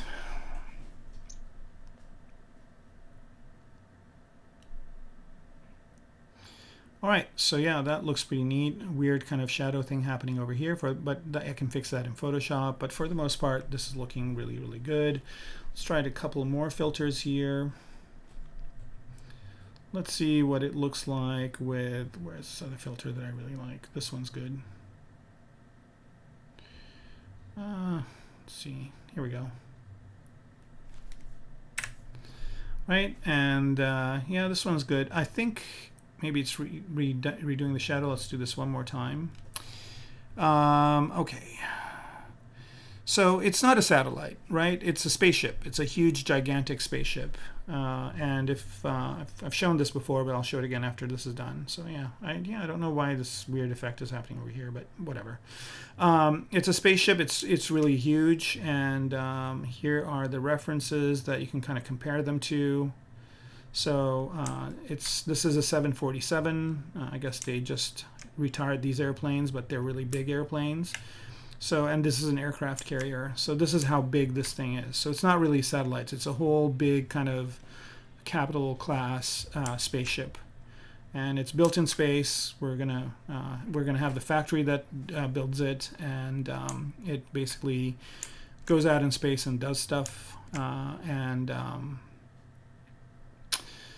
it separates out. Like I said, there's a back part and a front part, and the back part usually you can park it somewhere to act like a satellite, and then the front part will be its own spaceship. So here, most of the sceneries, it'll be just this, right? This will be kind of the spaceship that goes around and does stuff, and it's got an area where it launches smaller spaceships, which is down here.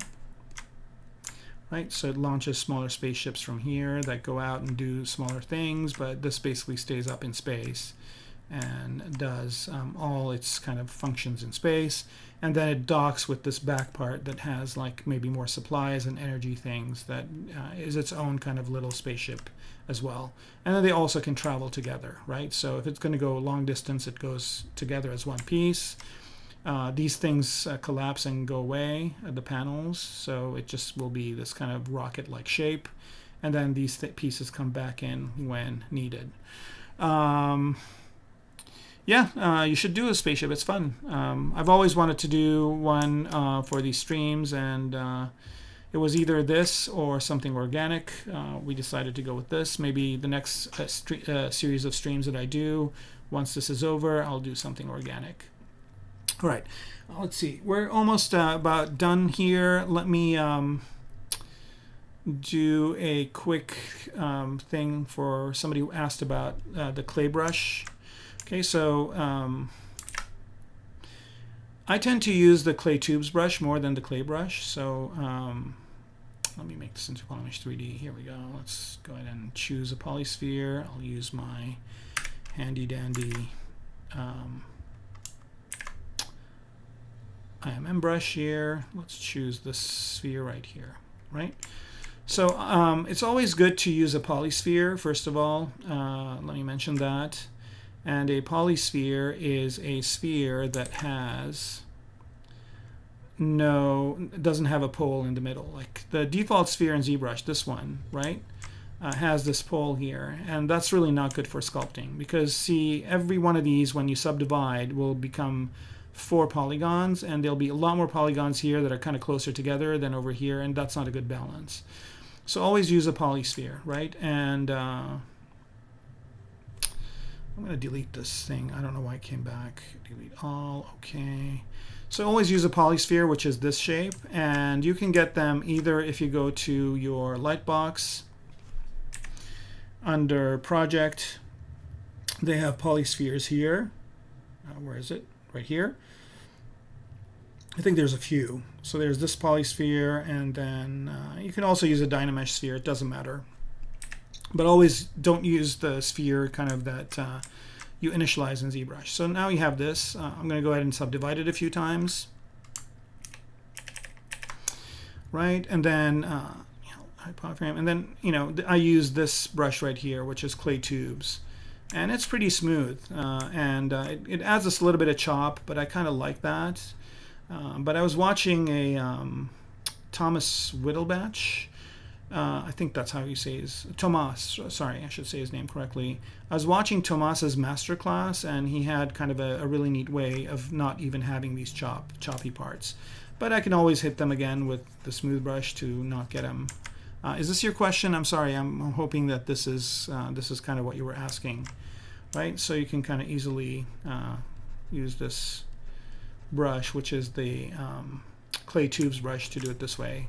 And if you want me to actually use the clay brush, which is right here, so the clay brush does this, which is kind of smooth too, but you can always use the smooth brush to smooth it out, and you can always use H polish to kind of straighten things up. All right.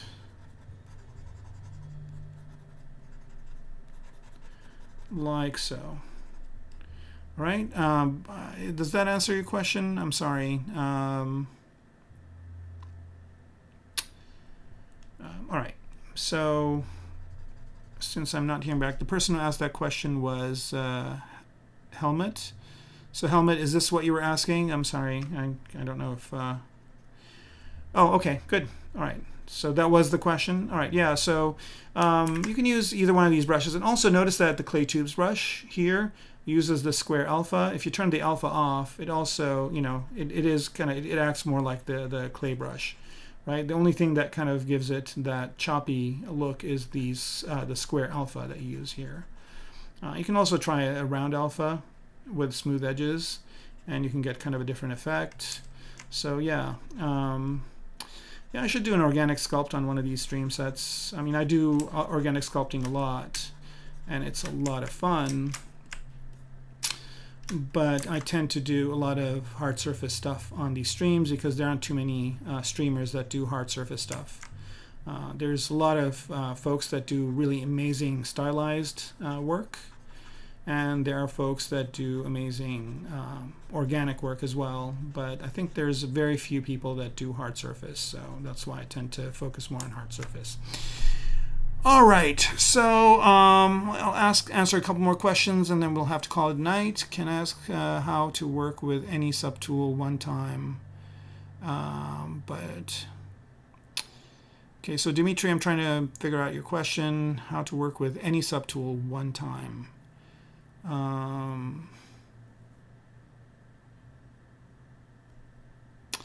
Dimitri, can you ask your question again? I'm so sorry. I'm not getting what you're trying to say.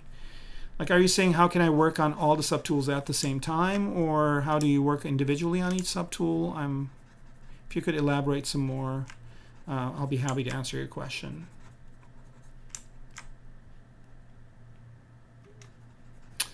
Give that a couple of minutes. What are the advantages of using BPR filters? Oh my God, BPR filters are awesome. They basically allow you to, here, let's switch back to the spaceship. Where is it? Here we go. Right. So right now this is at 120 parts, but a lot of these the subtools are construction subtools, so I can get rid of those. At the end, I think it'll be a lot less. So the BPR filters, or the non-photorealistic filters, allow you to do this. So here, I'll do a quick render of this spaceship.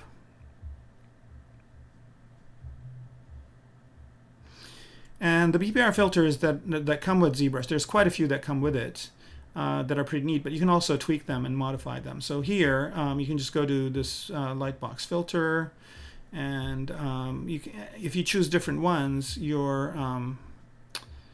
maybe to make this better, I'll do another render, but have it be up here so you can see the differences.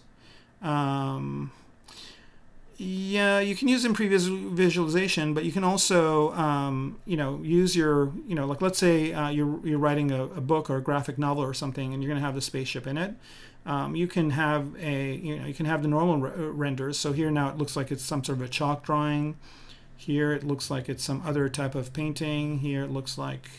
So I'm just cycling through these, and notice I don't have to re-render every time. I'm cycling through these, and you can get different looks on all of them. And like I said, you shouldn't even be happy with what you get. You can always change them. Like here's a good example. Let's say I use this one, and I really like this, but I don't want it to be green. So I can just go in here and change this color from green to, let's say, a gray color, like so. Right, so I'm just basically changing the color, but I'm getting this look. So you're getting kind of a toon shadery type of a look here, and then you can go to a different one. You can go to this one or this one, and there's quite a few, again, like I said, that ship with it. Like there's this one that looks like oil paint that Pablo Munoz made, and then there's this one. So like I said, there's just a whole bunch of different ones here, and again, you can tweak them to get them to look the way you want them to look. If you're going to make, let's say, a pixel game or whatever, there's pixelized ones too that look pretty neat. Let me choose one of those. So I think this one is a pixel one. So now it's a pixelated thing, looks like pixel art, right? So, I mean, it's the same exact spaceship, and you can choose the size of these pixels. You can make them bigger and smaller. So, again, it's the same exact model, but you are using different filters to render it and view it in that view. And they're really useful. So the way to do that is you just hit BPR, render your object, And then once it's done rendering, this takes a bit of time. But out of that, as you're cycling or going through these filters and tweaking them, it happens instantaneously. So here, if I want to go, let's say back to this one, see, it's right there, bam. All I'm doing is just double clicking on these and just cycling through. Actually, this one looks pretty neat right here, right? And then if I want to change any of the things, they're in the filters. And there's quite a few tutorials on this, but I find it to be super, super useful. And as a matter of fact, I'll end with this. If you go to my website right here and go to, I think I have mechs as well. So you can see that I do some pretty elaborate renders in KeyShot. But I also have a render that's done with the non-photorealistic filters. So, you know, I render this and it looks more like a cartoon, but it looks different than a lot of the other renders that I have. And I do that with characters as well. I think I've got a character or two in here that look that way too. So here we go. Here's that. Oops, not Tintin, but this one, right? So this is a 3D object, but I've rendered it using the non-photorealistic BPR filters, and this is what it looks like. Here we go. Here's another one, right? So this is a whole different kind of look to your sculpt than what you get when you're doing like something like this, for example, right? So this looks more realistic. This looks more stylized and illustrational. I don't know why it keeps going to Tintin, but that's fine. There you go. Maybe I'm double clicking. I should just click once. Here we go. All right, so I have this Mondo question that just came in. How I activated UV Master. Yeah, I can show you that, no problem. And yeah, and you can use it for previs, and you can use it for composition. You can use it for a lot of different things. That's right. In 3D Code, you can paint on multiple subtools, but not in ZBrush. Not entirely true. You can print on multiple subtools in ZBrush. There's a trick to it. Baitlers. You can if you log in at the next stream, which is going to be in a couple of weeks, ask me the question, and I can show you how to paint on multiple subtools at the same time. And Wesley has like a gigantic thing here. Let me read it real quick. Okay. All right. I don't. This is another kind of weird, wacky thing. So I'm going to block you. So here's the thing: if people are putting advertisements or weird things in these chats, they are kicked out. Okay. So last but not least, Helmut, I'll show you how I did UV Master again. It's pretty straightforward. So you just pick apart, let's go ahead and do, let me see if I can find something here. Just pick this star, for example, and I'll just load another tool into it from my brush here. So let's say I load in, pick one of the more complex ones. Let's say I choose this piece right here, right? Okay, so here it is, and all of the subtools that I have polygroups to them. There it is. And suppose I want to UV this, right? So the way to activate UV Master is you go into your Z plugin menu. So here on top, I've got 2 rows of menus because I've created my own menus, but you just go to Z plugin, and usually there aren't that many. I have a lot of plugins, but you go to UV Master, and you just click on, there it is, right? So here I have it docked to the side, UV Master, and all you do is you just click on Unwrap, and it takes a couple of seconds. And to check your UVs under the tool menu, you go to UV map, and you click on Morph UV, and that'll show you the UVs, right? So right now it looks like the bump is on, so I'm going to turn the bump off, so it just gives it to me flat, and there it is, right? So there is the UVs of this. Maybe these are not really good UVs, so if you want to get better UVs out of them, and the way I would do that with this part is I would just go here and go to Polygroup and Polyloop, and I'll polygroup this part like this. So that's going to be one piece of the UV, and then I will do another one here, but change the color of it. Maybe to something like this. All right, so now I've got that. So I've got 3 different pieces here, and then I'll do the unwrap one more time, again using polygroups, and then I'll do morph UV, and now I've got it UV'd to this. So if I was manually UVing it, I don't think I would have gotten anything better than this. I probably would have gotten exactly this.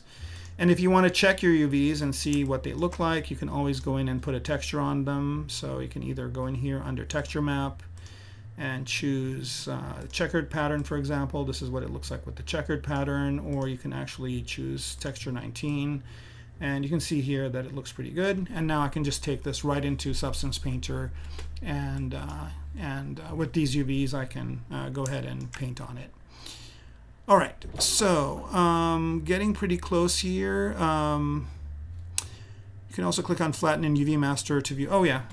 Did they do that? Did they put that in there? Where is Flatten? Yeah, that's right. You can do that as well, and that actually shows you the tile. Really nice. So here it is. You can do it that way as well.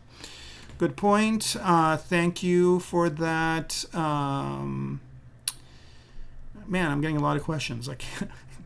All right, let's see. So the way I activated UV Master again is just go to Z plugin and UV Master, right? It's a plugin. And then I think this is before, but how much time have you been working in 3D? Elmans, I've been working in 3D for a very long time, but I seriously kind of quit my job and did this full time since 2007. Okay, and ArtStudent, ZBrush, do you have any videos show how you made the paneling? Yeah, Astroth 2, I do have videos. So here, the way you guys can see those videos is if you go to, and I need to find that browser window. So what you need to do is go to ZBrush Live. Okay, so you go to ZBrush Live. So just search for ZBrush Live, and then click on Presenters. Okay, and you can see here there's a bunch of presenters, and you can just scroll down until you find me, which is right here. And if you go to my my page here, you can see down here that all the videos are there from the beginning of this project. So last season we did a spinner like the flying car in Blade Runner, but this season we're doing the spaceship. So here's the first, second, third, fourth, and you can watch these videos, and in them is where you can see how I did the paneling. All right, and let's see, asked for, but how much time? Okay, answered that. Holy, okay. How do I feel bad about my model? Okay, yeah, you know, you always will get better, so that's fine. Am I old to learn ZBrush? Yeah, you can learn ZBrush. You know, my son, who's 14 years old, is learning ZBrush. So you can be as young as 14.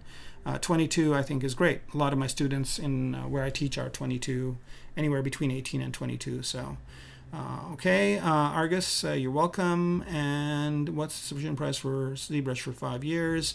So if you're going to subscribe to ZBrush for 5 years, you might as well just buy it, right? And you can find all the stuff about the pricing of ZBrush at Pixologic.com, I think. So if you just go to Pixologic.com here and you click on Get ZBrush and click on Buy ZBrush, it tells you all the different options. So you can either get a monthly one or a 6-month subscription, or you can buy it. And the good news about ZBrush is if you buy it, you don't have to pay for upgrades, and you don't have to pay for any other types of things. So if you just buy it once, then, you know, I bought it a long time ago, and I don't think I've had to pay for a single upgrade since then. No, I for sure have not had to pay for a single upgrade. So this is the pricing info. I don't know if there's other pricing. You might want to ask them about it. I don't work for Pixologic, but they're a great company. Yep, so there's another person that's 50. Yep, yeah, you know, you can be whatever age you want, and ZBrush is great for that. Okay, so everybody have a great night. It was awesome being with you tonight, and hopefully I will see some of you again in a couple of weeks. I usually stream on Friday nights between 7 and 9 p.m. Pacific Standard Time. I'm in the schedule, so here in the Pixologic ZBrush Live, you can go to the calendar and you can find when people are streaming. So there's a bunch of other streamers that do amazing stuff too. Make sure you catch some of their work as well. All right, with that, I bid you all a good night, and we will see you again very soon.